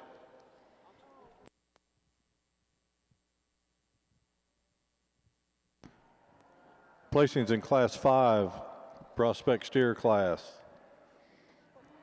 First place goes to exhibitor 98, Kason Halls from St. Joseph, Illinois. Second place goes to exhibitor 115, Paisley Wisniewski, Elk City, Oklahoma. Third place goes to exhibitor 120, Kayla Lippert from Sinclairville, New York. Fourth place goes to exhibitor 17, Colby Hoffman from Richwood, Ohio. Fifth place goes to exhibitor 50, Carter Evers from Middlebrook, Virginia. Sixth place goes to exhibitor 75, Braden Cummings from Hillsboro, Ohio. Seventh place goes to exhibitor 96, Mark Henzel from Perry, Michigan. Eighth place goes to exhibitor 25, Lincoln Glazer from Waynesfield, Ohio. Ninth place goes to exhibitor 40, Norman Tuholsky from Trafalgar, Indiana. We're now showing Class 6 Prospect steers.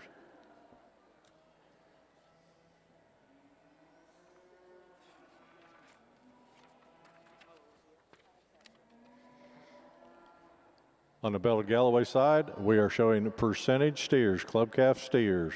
We have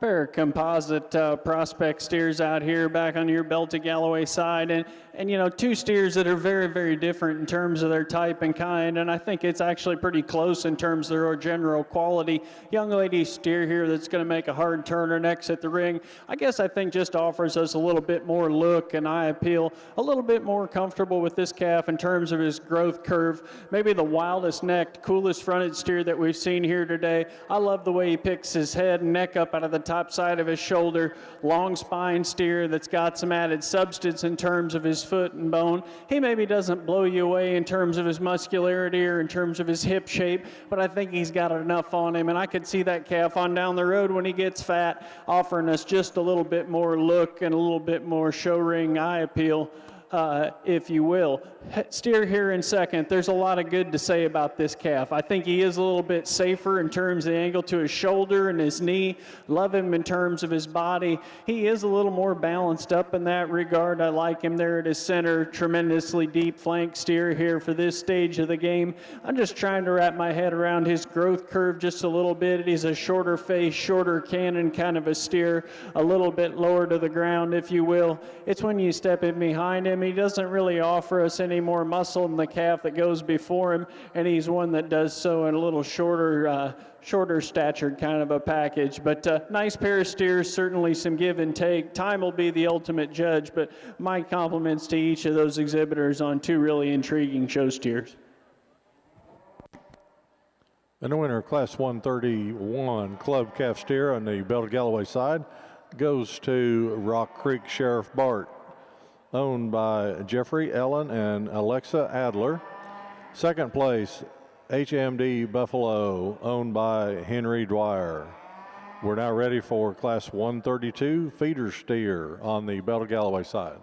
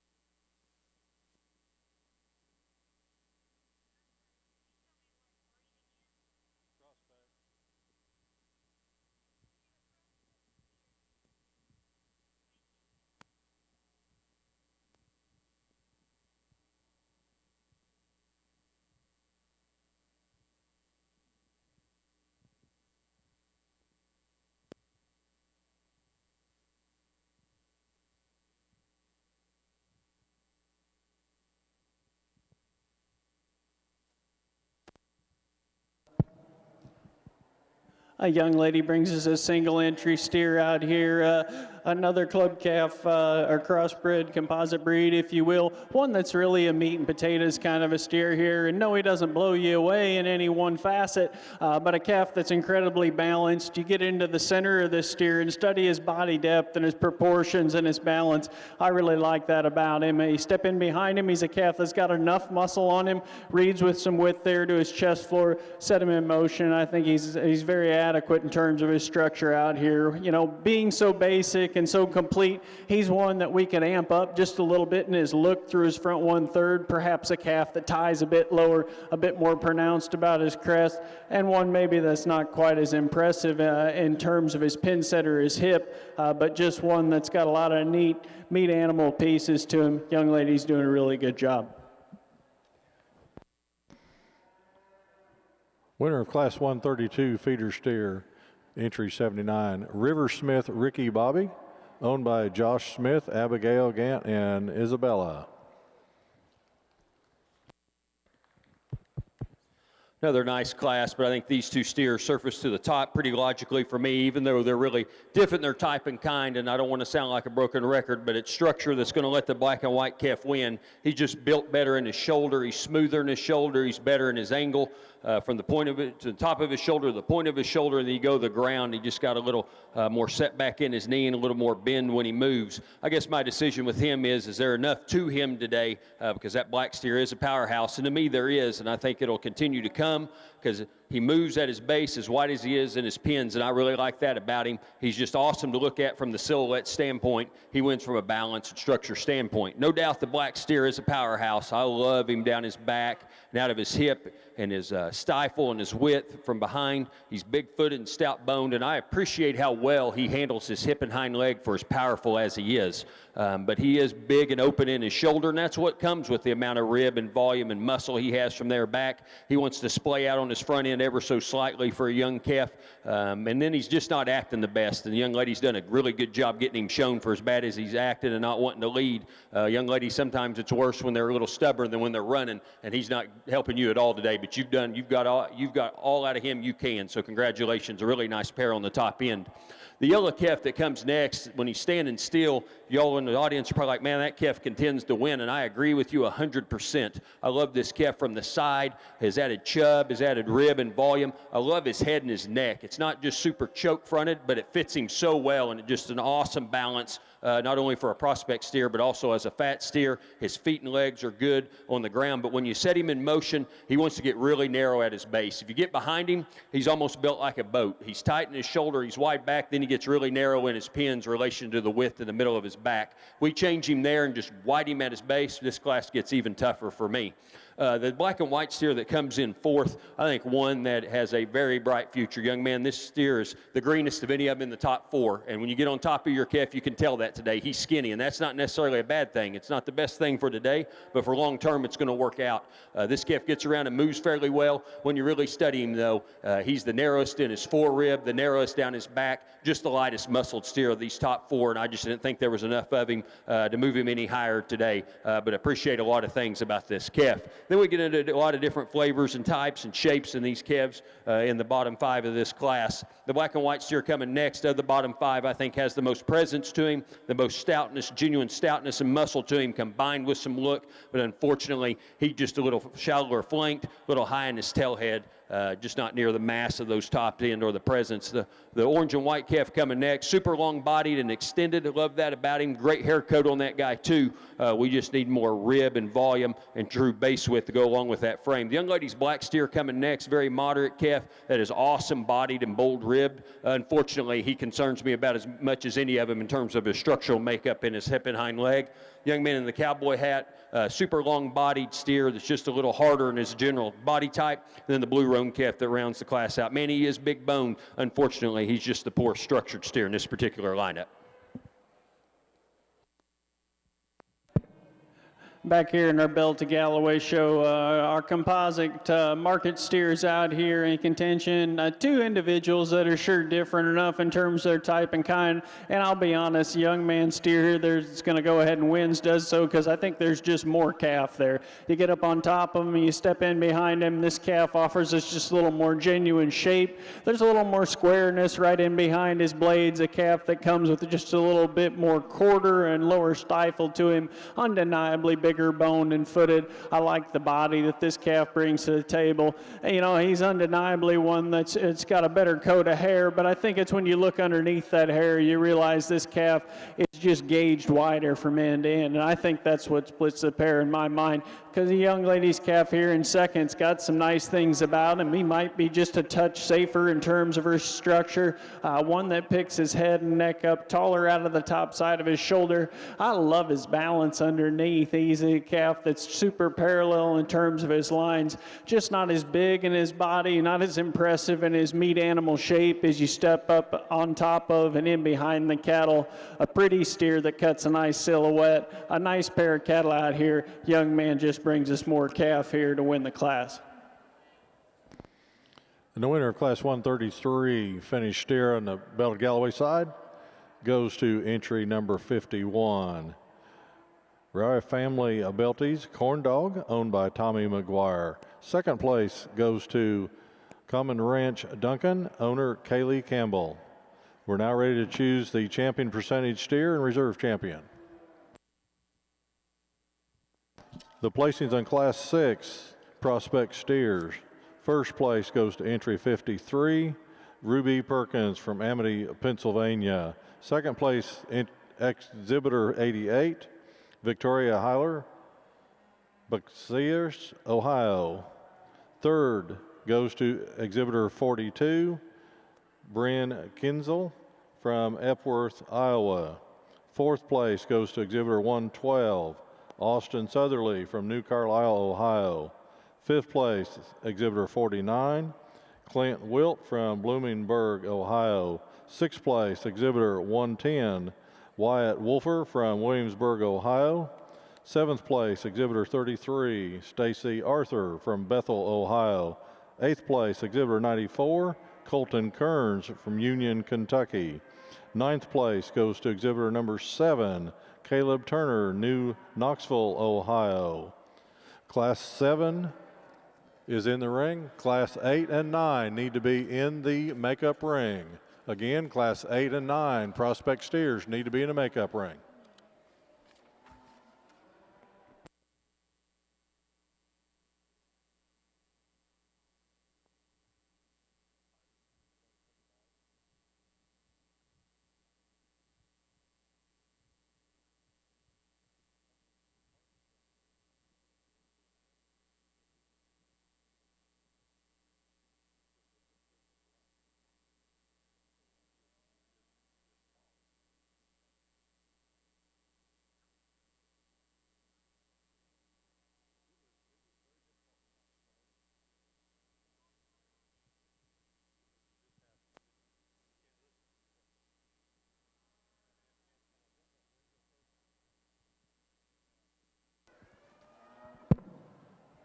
A nice drive out here in our Club Calf Steer Show here back in the Bell to Galloway ring. Three steers out here in contention, certainly at different points in their life, and you got to weigh and measure that just a little bit. Young ladies, Prospect Steer here out of the first class, one that offered us just a few extras in terms of his look and his eye appeal. His neck attachment is very much on point. I like this thing in terms of his lines, in terms of the added bone and foot size that he brings to the table.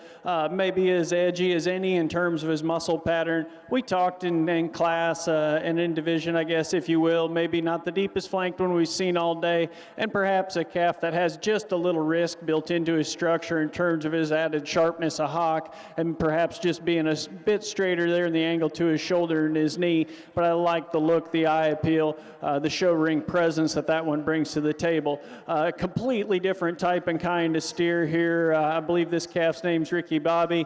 As he shakes and bakes around here on the turn. A calf that you like in terms of just his general build, a safer structured kind of a steer, one that's got enough depth there to his center body and rib cage. He's not as impressive in terms of his roundness to his rib, maybe not quite as good right there at his mid rib and in his fore rib. A steer that's maybe less impressive in terms of his look and his eye appeal as you study him at his throat and at his crest, but a calf that's got some neat things about him. Big burly, big bone, big footed calf here coming next, one that's really big bodied, a calf that's sure acceptable in terms of his muscle package for this weight and this level of maturity out here. Not the tallest fronted one we've seen all day, a calf that we'd like to change in that regard, one that we might balance up just a shot better underneath the hair as you study him back into his flank, but a chubby, burly kind of a fat steer that's just at a different point in terms of his maturity. I'm going to step off the cattle, give him one more look. It certainly is close.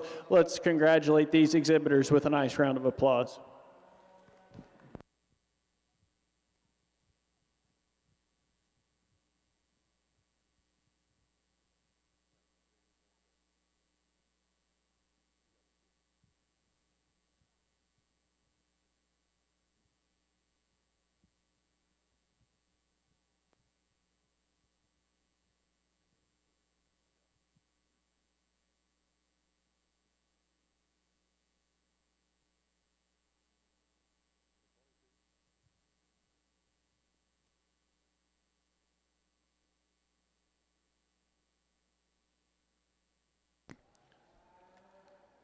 Champion percentage steer comes out of class 131, entry exhibitor number 22, Rockcastle Sheriff Bart, owned by Jeffrey Ellen and Alexa Adler.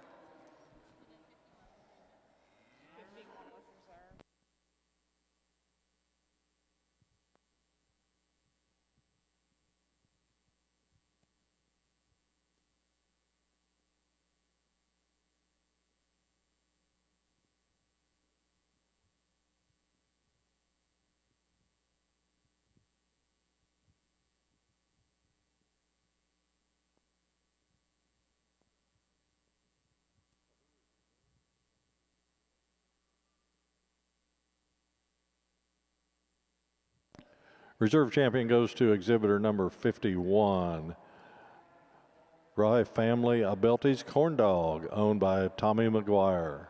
Congratulations.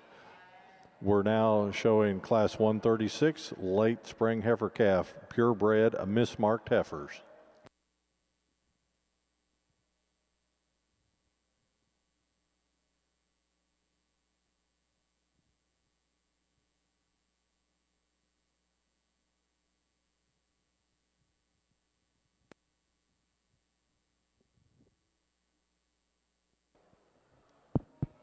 Definitely one of the more challenging classes to put together, a lot of different kinds out here. But I think the gray steers had the surface to the top because they're the ones that are more correct in their structural makeup and combine it with enough muscle and balance to be acceptable. The steer that wins, no doubt, is as stout and powerful as any of them made. That's his clear advantage over the one in second. You set him in motion. He's good enough moving for me to go ahead and win the class with his clear superlatives in terms of balance and muscle. The calf in second, I really like him in motion. I think he moves about as good as any of them. When she gets him stuck right there, he can compete with any of them from the side profile. But you move in behind this guy, and you realize he gives up a lot of dimension to all the top 5 or 6 steers. I'm going to call him acceptable today, and I think he's going to continue to get more powerful because he has good shape. But today we just need a little more of him to move him up any higher, but a real practical, good steer to be second. The black steer that comes in thirds is good bodied as any of them, and I'm talking about depth and shape when you get on top of him, both dimensions. But he's one, when you do set him in motion, he gets a little frailer in his bone work. He doesn't handle his hind leg quite as fluid and as smooth as those two directly in front of him. The young man saw other solid black calf in the top 4 coming in fourth. Here's a calf that you love his meat animal shape and his genuine power and expression. That's why he stayed out here longer and in contention than I usually would have today, because he does concern me structurally, and the shape and angle of his hock off his hind leg, he hammers him the most of the top 5 or 6 animals in this particular class. The black and white steer coming next. Love his head and neck, how up-headed he is, how extended he is to his front end. He's good in terms of his center rib depth. depth, but of course he gets a little high in his flank there. You get in behind him, he just gets a little piecey in his overall muscle system, doesn't have that added expression, especially down through his lower quarter. The bald-faced steer coming in 6th, another one that's really moderate and good-bodied, but he concerns me structurally probably the most of those 3 that came in the middle part of the class. He wants to kind of get out in his hock, not move with the flexibility and trueness I'm looking for this evening in a prospect steer. But in terms of meat and potatoes and functionality of a good potential market steer in terms of finish, muscle, and efficiency, he checks all those boxes for me. The young lady coming next with the shorthorn steer, I love her intensity. She came here to win today, and she's got a calf that she gets presented well. He's awesome from the side profile. He's big-footed, he's stout-boned, but you move in behind him, and he's arguably the lightest muscled steer in the class. But I thought he still had enough balance and look and integrity in his movement to go ahead and move him up a couple of spots. The shorthorn steer coming next is definitely better bodied and thicker ended than the shorthorn calf directly in front of him. He just gets really rigid in his movement off of his hind wheels. And the pair of steers that round the class out are our poor structured steers in this particular class. They're really similar in the way they're made. They're good in their muscle, but they're the most restrictive in their movement. The young lady's calf that's going to come in 9th, he's just got more rib and volume than the steer that rounds the class out.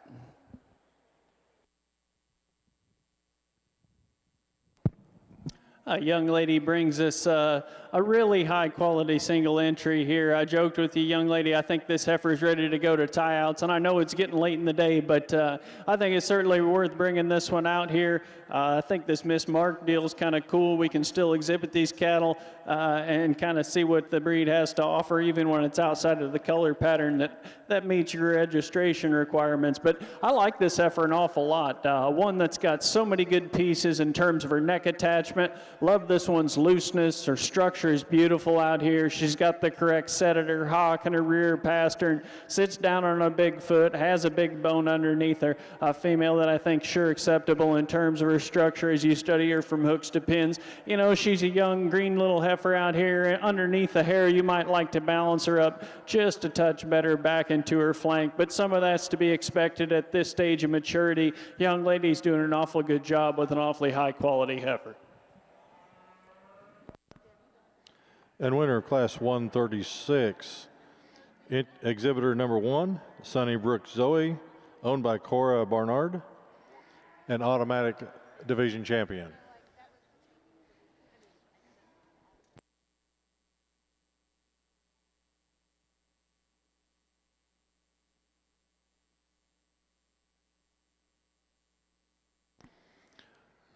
Placings in Class 7 prospect steers. First place goes to exhibitor 63, Kelsey Clark from Bluffton, Indiana. Second place goes to exhibitor 37, Maya Bauman from Holland, Michigan. Third place, exhibitor 111, Annabella Johnson from West Alexandria, Ohio. Fourth place goes to exhibitor 82, Caden McGuffey from St. Paris, Ohio. Fifth place goes to exhibitor 71, Olivia Wood from Long Bottom, Ohio. Sixth place, exhibitor 29, Caitlin Holbrook, Aaron, Oklahoma. Seventh place, exhibitor 109, Annie Jane Johnson, West Alexandria, Ohio.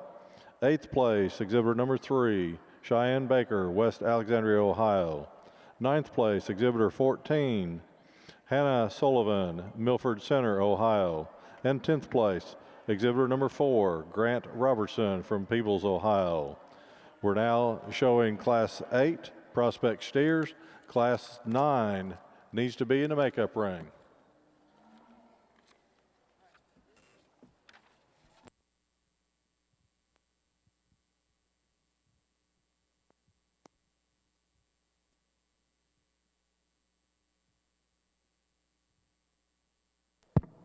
A young lady brings us another single entry out here, a heifer that just barely missed her markings, and one that I think is just still so high quality. I love her look, high-headed female that's really bold-ribbed and big-bodied from there back, loose-made in terms of her structure. I like the angle to her knee. Female from the side that's very appropriate in terms of angle to her hock and her rear pastern. Step in behind her, and that's where you might change her just a hair structurally. She wants to twist those hocks in just a touch. We'd like to square her up in that regard, but a female that's got a lot of volume, a lot of balance from the side profile. Going to be a really neat project for the young lady when she gets her in production. Winner of Class 138 Senior Heifer Calf goes to Exhibitor 22, Rock City Lily Von Stump, owned by Jeffrey Allen and Alexa Adler. We're now getting ready to choose the grand champion, a mismarked heifer.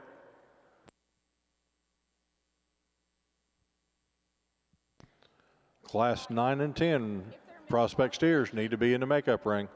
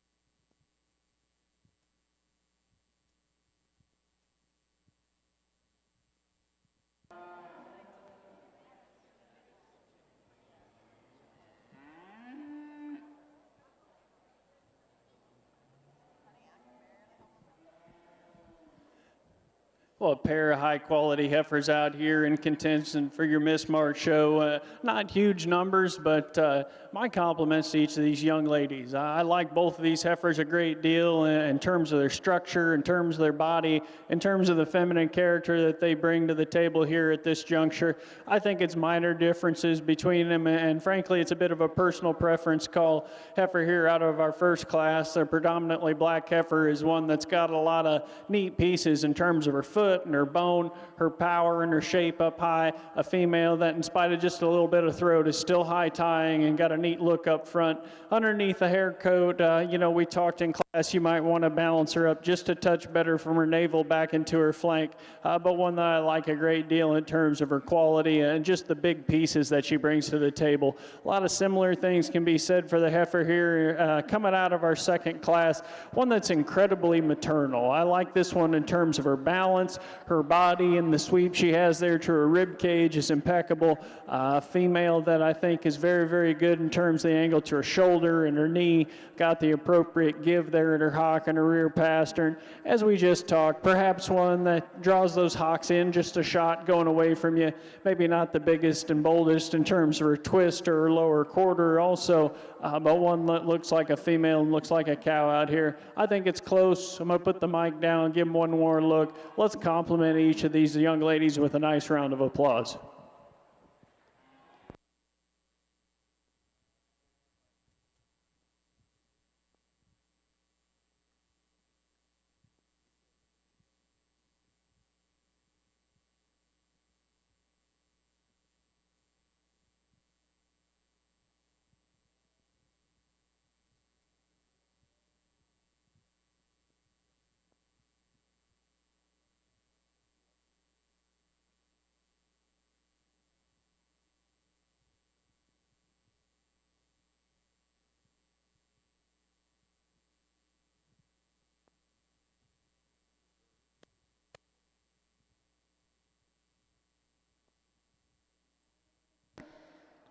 So champion Miss Mark Heifer, entry number 22, Rock City Lily Von Stump, owned by Jeffrey Ellen and Alexa Adler. Reserve goes to entry number 1, Sunnybrook Zoe, owned by Cara Bernard.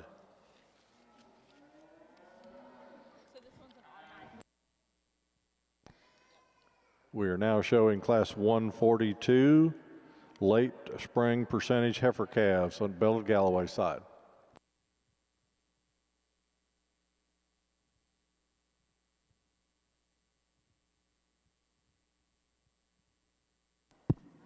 A nice way to start off our percent show here in the heifers. A heifer that I think puts together so many good pieces in terms of look and power and balance. A female that's big backed and thick ended. She comes to us with just a little bit more shape as you study her there in terms of her rear quarter. Athletic in the way she handles her rear too. For me, if we're going to change this heifer just ever so slightly, we'd start by just dragging that tail head down into her hip a little more neatly. But that's being really critical on one that I think is fresh and balanced and feminine. Brings a lot of nice pieces to the table out here in this single entry class.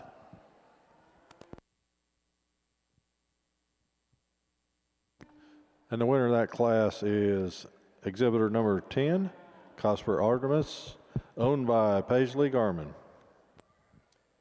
By far the deepest and best class of the day, and these two black steers surface to the top for me. They are just so powerfully built, so big-footed, so heavy structured. And then they got balance and eye appeal and structural integrity to go around, would go with it. This is just a really, really good pair. But when you really get to breaking this pair down, the young man steer to me just has to win. He is so unique in the way he's built and the way his neck comes out of his shoulder. The thing looks like a cobra. Then you go from there back, and he's so level topped and level hipped. And then, you know, what really sorts it for me is two things. One, he is just huge ribbed and huge bellied and has an advantage there. And then you see these two move away from you. They're both got enough muscle, but this guy goes to the ground with the same width that his hocks that he has as his pins. I think this is an awesome class, and that's a really good calf to win.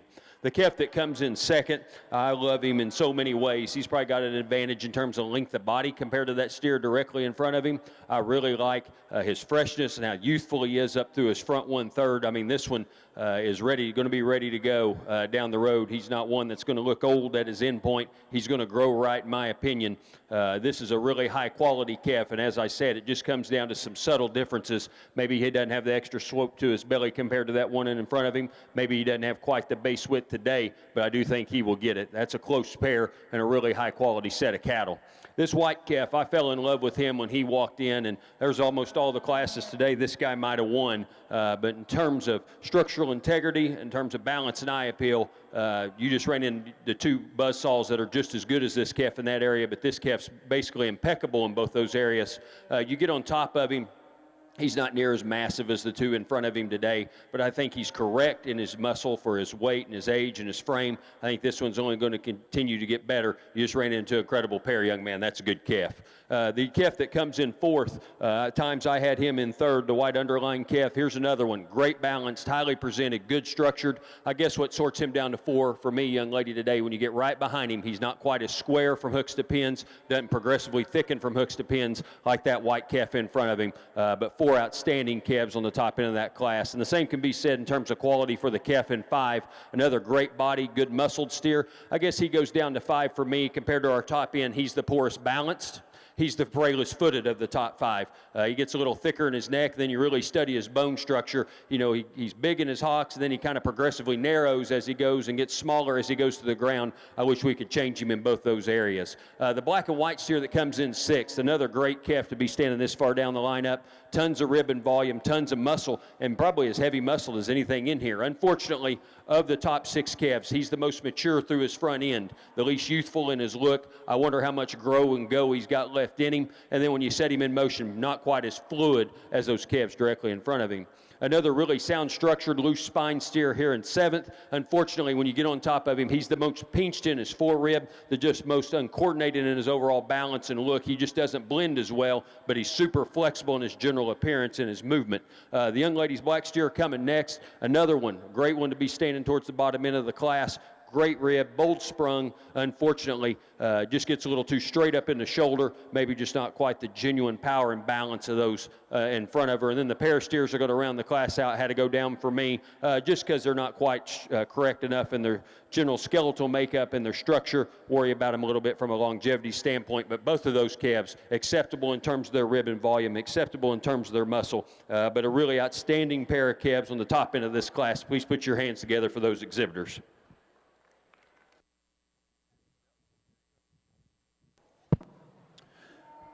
A neat duo of cattle out here as we progress through your crossbred heifer show. That said, I think a commanding place to start. A young lady brings us one that sure is fun to evaluate. It starts in her front 1/3, a heifer that's so feminine about the shape to her face, very ladylike in terms of her neck and her shoulder and the way that blends from there back. I love her balance that she has underneath. This heifer is very, very nice in terms of her lower 1/3. A female that's got power to her and still has the right attachment there to her muscle pattern. Very long and feminine in that regard. It's when we set her in motion that she's got a pretty decided advantage, and one that I think is truly sound as you study her in terms of her feet and legs. I like her ability to get out and go and grab ground. She sets down on a big dense foot. I love the added cushion that she has there at her pastern, one that's very, very appropriate in the set to her hock. If we're going to change her just ever so slightly, I'd push that chest back into her body just a tiny bit and maybe just mow that tail head off just ever so slightly. But underneath it all, one that's fundamentally so good in terms of her skeleton, like that heifer an awful lot. Young man brings us a quality heifer in her own right. Neat marked heifer, got a big bullseye there on her offside. A female that honestly just kind of ran into a buzzsaw in this class because this one's got quality about her. Strong top, big backed, a female that's bold in terms of her rib shape. One that you like in terms of her balance underneath. For me, you know, one that we need to intensify in terms of her bone and her foot shape in a comparative sense. I'd like to see her grab ground with a little more authority off of her rear too, particularly this off show side, and at the same time we'd elevate her just a touch there out of her front end. Quality heifer to wrap up this duo. Very, very logical place to start in my mind. The winner of Class 143 Junior Yearling Percentage Heifer goes to exhibitor 36, Cosper Moon Pie, shown by Kylie Campbell. Second place goes to exhibitor 35, Rock Creek Dottie, shown by Tommy McGuire. We're now ready to choose the Grand Champion Percentage Heifer. Placings in Class 8 Prospect Steers. First place, exhibitor 70. William Thorpe from Jefferson, Iowa. Second place goes to exhibitor 68, Vivina Sells from Omaha, Nebraska. Third place goes to exhibitor 86, Grant Nelson, Claypool, Indiana. Fourth place goes to exhibitor 57, Elena Lucy from Glen Easton, West Virginia. Fifth place goes to exhibitor 124, Carissa Treadway from Franklin, Ohio. Sixth place goes to exhibitor 34, McKenna Rankin from Tuppers Plains, Ohio. Seventh place goes to exhibitor 116, Megan Mullet from Mulberry Grove, Illinois. Eighth place, exhibitor 56, Katie Wolfer, Williamsburg, Ohio. 9th place goes to exhibitor 85, Haley Kuntz from Osgood, Indiana. 10th place, exhibitor 81, Austin Kaiser, St. Paris, Ohio. We're now showing Class 9. Prospect steers, Class 10 and 11, should be in the makeup ring.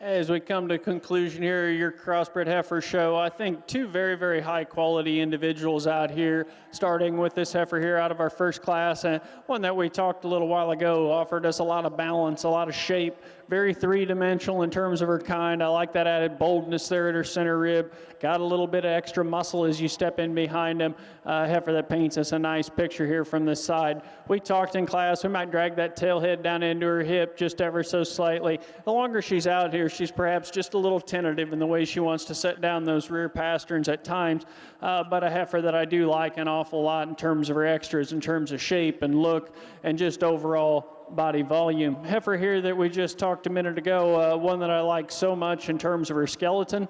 Love her added cushion and her angularity as you study her off of both ends of her skeleton, quite frankly. Female that's got some rib and body and balance. She's got the appropriate look through her front 1/3. We talked just a minute ago, maybe not just perfect in the way her chest ties back into her body, maybe one that's got a little excess hair, I guess probably more than tail head hanging up there on her hip, but a very, very high quality heifer in her own right. I'll show you how I like them. I've enjoyed this division very, very much. Folks, let's give these exhibitors a nice round of applause.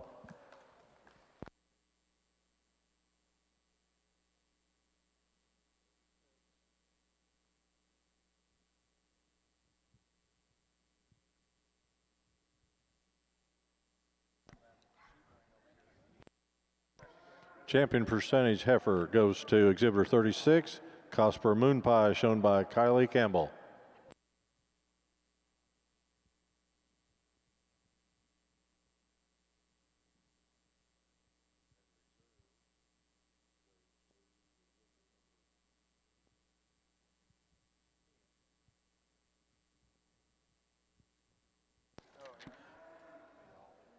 And reserve goes to exhibitor number 10.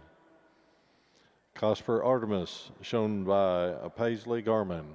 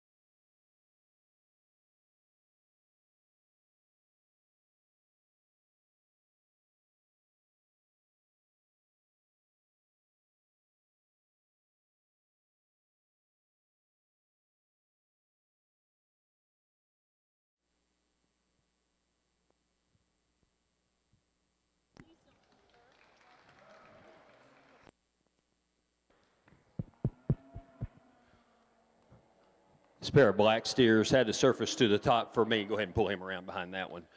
They just are the most unique and have a lot of wow factor, and they're similar in terms of their frame and their growth curve. They're similar in terms of their muscularity as well when you really get on top of them and study them. Both of them are big backed and big hip. Both of them I'd like to have them move just a little wider at the ground. But of the pair, the young man steer that's going to win, to me, just balances a little better from the side profile. That's what sorts him for me. He's neater and more up-headed through his front 1/3. He's thinner in his neck for his weight. And he's longer and leveler from hooks to pins, and that's what sorts him. Young man steer in second, you know, if he could move with just a touch more base width, that would have made the really a close call for me. But this calf just gets a little plainer in his neck for a prospect steer, gets a little shorter and rounder from hooks to pins. But I think two really good calves in a close placing. The calf that goes third, to some, he may need to win, and I can understand why, because this is a really sound structured steer that's big bodied and big hipped. For me, I just wonder how much grow he's got left in him. He's the most mature about his head of these top 4 or 5, and he's the smallest framed. You set him in motion. I do love his hip and hind leg and the flexibility he has for that much muscle. If you like him moderate and built like that, I understand, but for me, he's just a little quick in his overall appearance. Young lady steer that came in fourth, initially, I thought he could contend with those top 2. Man, he is awesome from the side profile. I love his silhouette, but the longer you study him of the top 4, he's easily the lightest muscled steer, and he's also the one that moves with the most concern for me. When you set him in motion, he's probably the straightest in his hock of any of the top 4. So combine that with his muscle issues for me, I've got to move him down a few spots. Young man steer coming in 5th. Here's another one that's very moderate and big-bellied. He's sure got enough muscle. Unfortunately, he's too plain up through his front end, too short in his hip, maybe not quite functional enough for me in his hip and hind leg structure. The young lady steer coming next, one that initially gives you a nice side profile. When I pulled him over, the young lady had him stretched a little bit, and he looked a little too piecey for me, but he's one that gets a little straighter in his shoulder, maybe not quite as wide from behind, but at times this calf can give you an awesome look just like he is right there. Just need to tweak him structurally, widen him at his base. The short horn appearing steer that comes next in the lineup, what a great bodied calf. Tons of depth of rib in this sucker. Unfortunately, for as much mass as he has up high, when you really study him at the ground, he's one of the smaller footed, frailer bone steers in this particular class. If we could stout him at the ground, he could move up a few spots. And then when you set him in motion, though, that's what concerns me the most, is the way he waddles out of his hip. The black and white calf coming next, another moderate, big-bodied, heavy-muscled calf that just misses out in terms of structure and balance. The young lady in the cowboy hat coming, calf that's not one to act the best today, the bronco-faced steer, unfortunately just gets too hard-bodied and a little stiltier on his hind leg. And the calf that's going to round the class out, another one that's adequate in his depth of body and muscle. Unfortunately, he's just the poorest balanced, poorest structured steer in this particular lineup.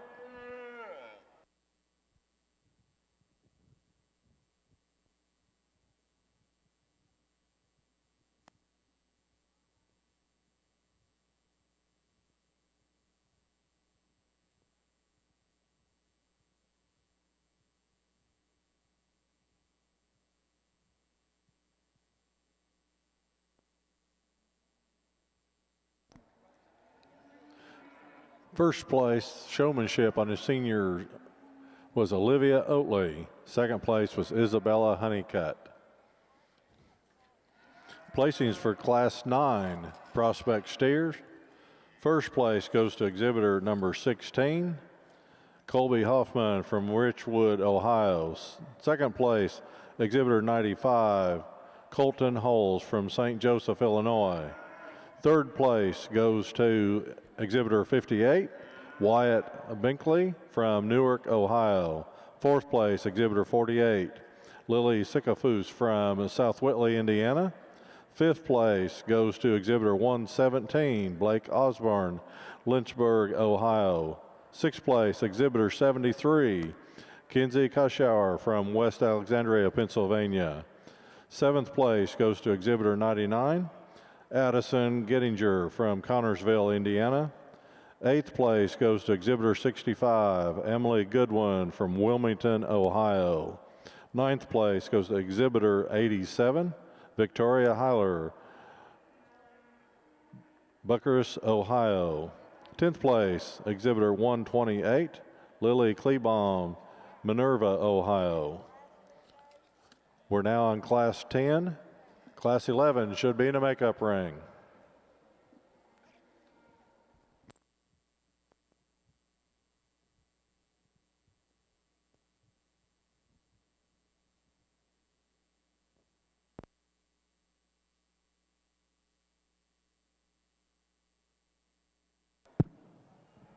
a very nice drive intermediates. I believe all young ladies out here, this is deep water, folks. This is tough because it's just the smallest margin that splits them. You know, I talked a little bit in the seniors. I do think it's the little things and it's personal preference that typically sort showmanship. Each one of these young ladies out here is doing a very, very good job. And so it's just the things that catch my eye today. I like a showman that's got a lot of command and control there on the front of the halter, but then one that kind of just falls back into the woodwork and allows their calf to speak for them, has the feet placed quickly and accurately. And boy, there's several young ladies out here that do that in spades. I think there's one that kind of jumps to the top in my mind a little bit in terms of her command out here. Maybe gets a touch closer for reserve. We're going to go ahead and pick two out here today. I'll pick grand first and then reserve. But folks, let's give a nice round of applause on just a deadly drive of showmanship.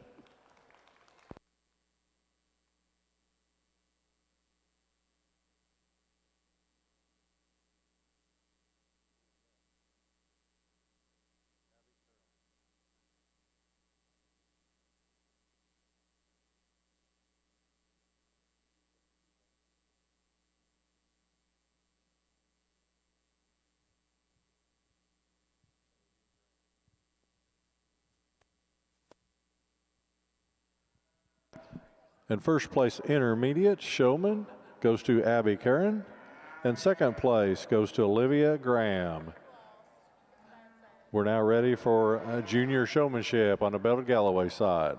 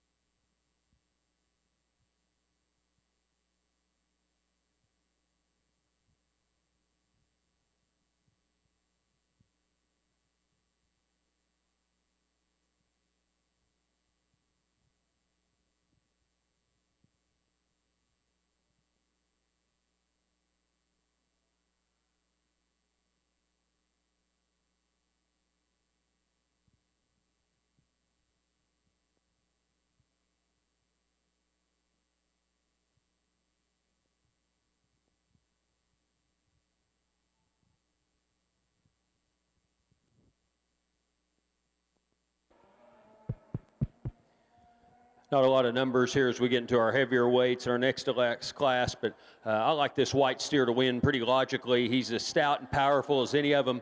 He's as sound as any of them, yet he balances up well and is clearly the most fault-free. Just a nice calf to start off with. I think a close placing for second. The orange tinge calf is just awesome to look at from the side profile, probably as good balanced as any of them in here, and he's adequate in terms of his foot and bone. When you set him in motion, he is a little stiffer in his hock and the way he moves around the ring, and that's what makes me think about putting him third. I would like to change him there, but I think he's got enough advantages over the black steer to stay second. The black steer is a good bodied calf that probably has a slight muscle advantage over the steer in second.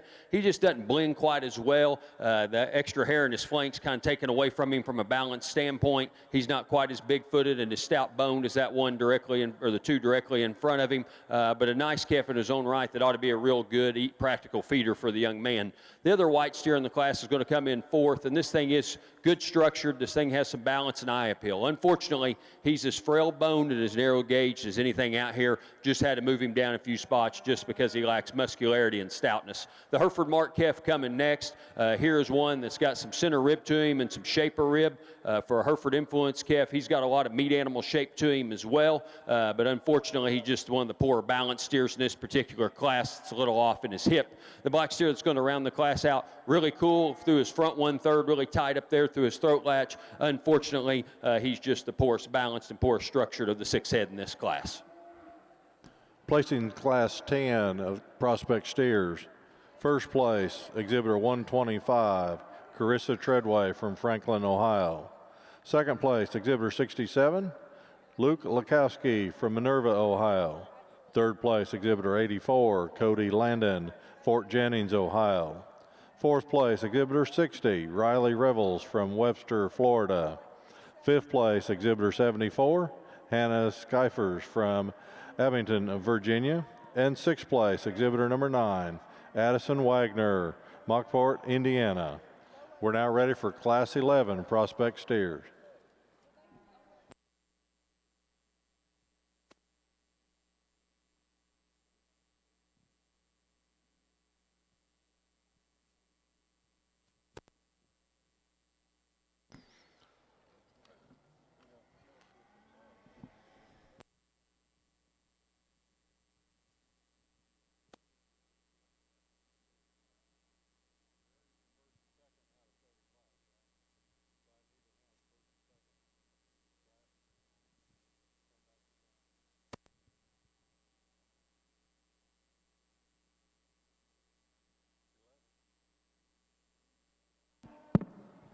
Well, folks, I can think of no better way to draw to a conclusion here than to do a little junior showmanship. And, you know, as we always say when it gets down to these young ones, this is the future of your breed, and the future looks really, really bright. All of these young people out here are just doing an exceptional job. They're doing it late in the day with tired cattle, and my hat's off to each and every one of them. I've enjoyed myself immensely today. The quality from wire to wire has been very, very high. It's been fun to immerse myself in your breed just a little bit more. Once again, the quality of the exhibitors and the juniors has been second to none. It's certainly been my pleasure to get to work with your young people. But back to the business of our junior showmanship champion in reserve. I think there's one out here that's done an exceptional job, gets a little bit closer in there for reserve, and probably a couple different ways you can go. Folks, let's put our hands together, show our appreciation for our young people here as we close out the day, and I'll get you a champion in reserve.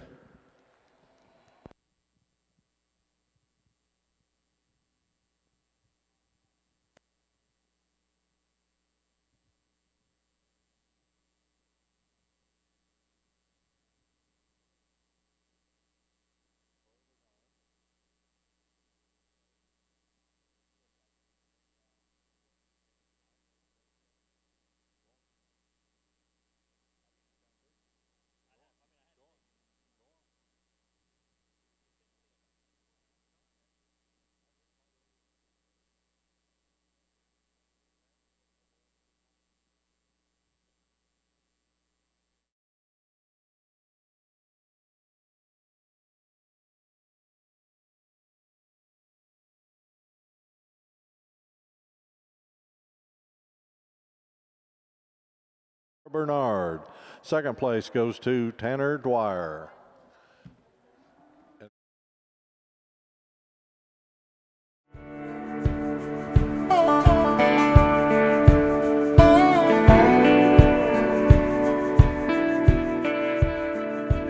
The first North American Livestock Exposition was held in November 1974 in Louisville at the Kentucky Exposition Center. It began as a beef show for 5 breeds with Harold Workman as general manager, a post he would hold for nearly 4 decades. The National 4-H Livestock Judging Contest, held at the legendary International Livestock Exposition in Chicago since the early 1900s, found a new home at the NAILE. From the start, the North American was steeped in tradition, from the now ubiquitous green shavings to a logo that communicated confidence that what began as a beef show would continue to grow and expand to a global reach. The North American seemed destined to inherit the legacies of Chicago, and before long, it was renamed the North American International Livestock Exposition.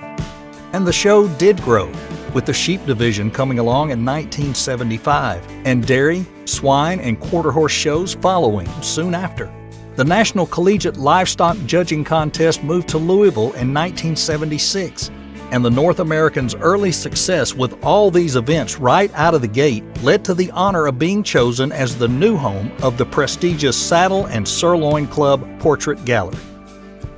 More than 300 painted portraits of the livestock industry's most revered leaders moved from Chicago to the Kentucky Expo Center in '77. Each year since, during the North American, another honoree is added to this Hall of Fame. The North American Championship Rodeo was launched in 1979 as the finals for the Great Lakes Circuit. Today, the Expo is the longest-serving host venue for the Pro Rodeo Cowboys Association. In the 1980s, draft horse and dairy goat shows were added, and in the 90s, llamas and alpacas found their place in the spotlight. Boar goats and mules and donkeys joined in the fun in the 2000s, bringing the North American to a total of 10 divisions. The continued growth has been possible because the Kentucky Exposition Center has expanded as a world-class facility. The North American's educational reach has extended beyond youth livestock showing and judging contests to coveted internships, school tours, and a children's barnyard. And the commercial exhibits have grown into the ever-popular country store. As we celebrate the 50th anniversary of the North American International Livestock Exposition, we honor the visionary leaders, dedicated staff and volunteers, and exhibitors who raised the best of the best to bring them to the world's largest all-breed, purebred livestock show. Hold on to your hats. The best is yet to come.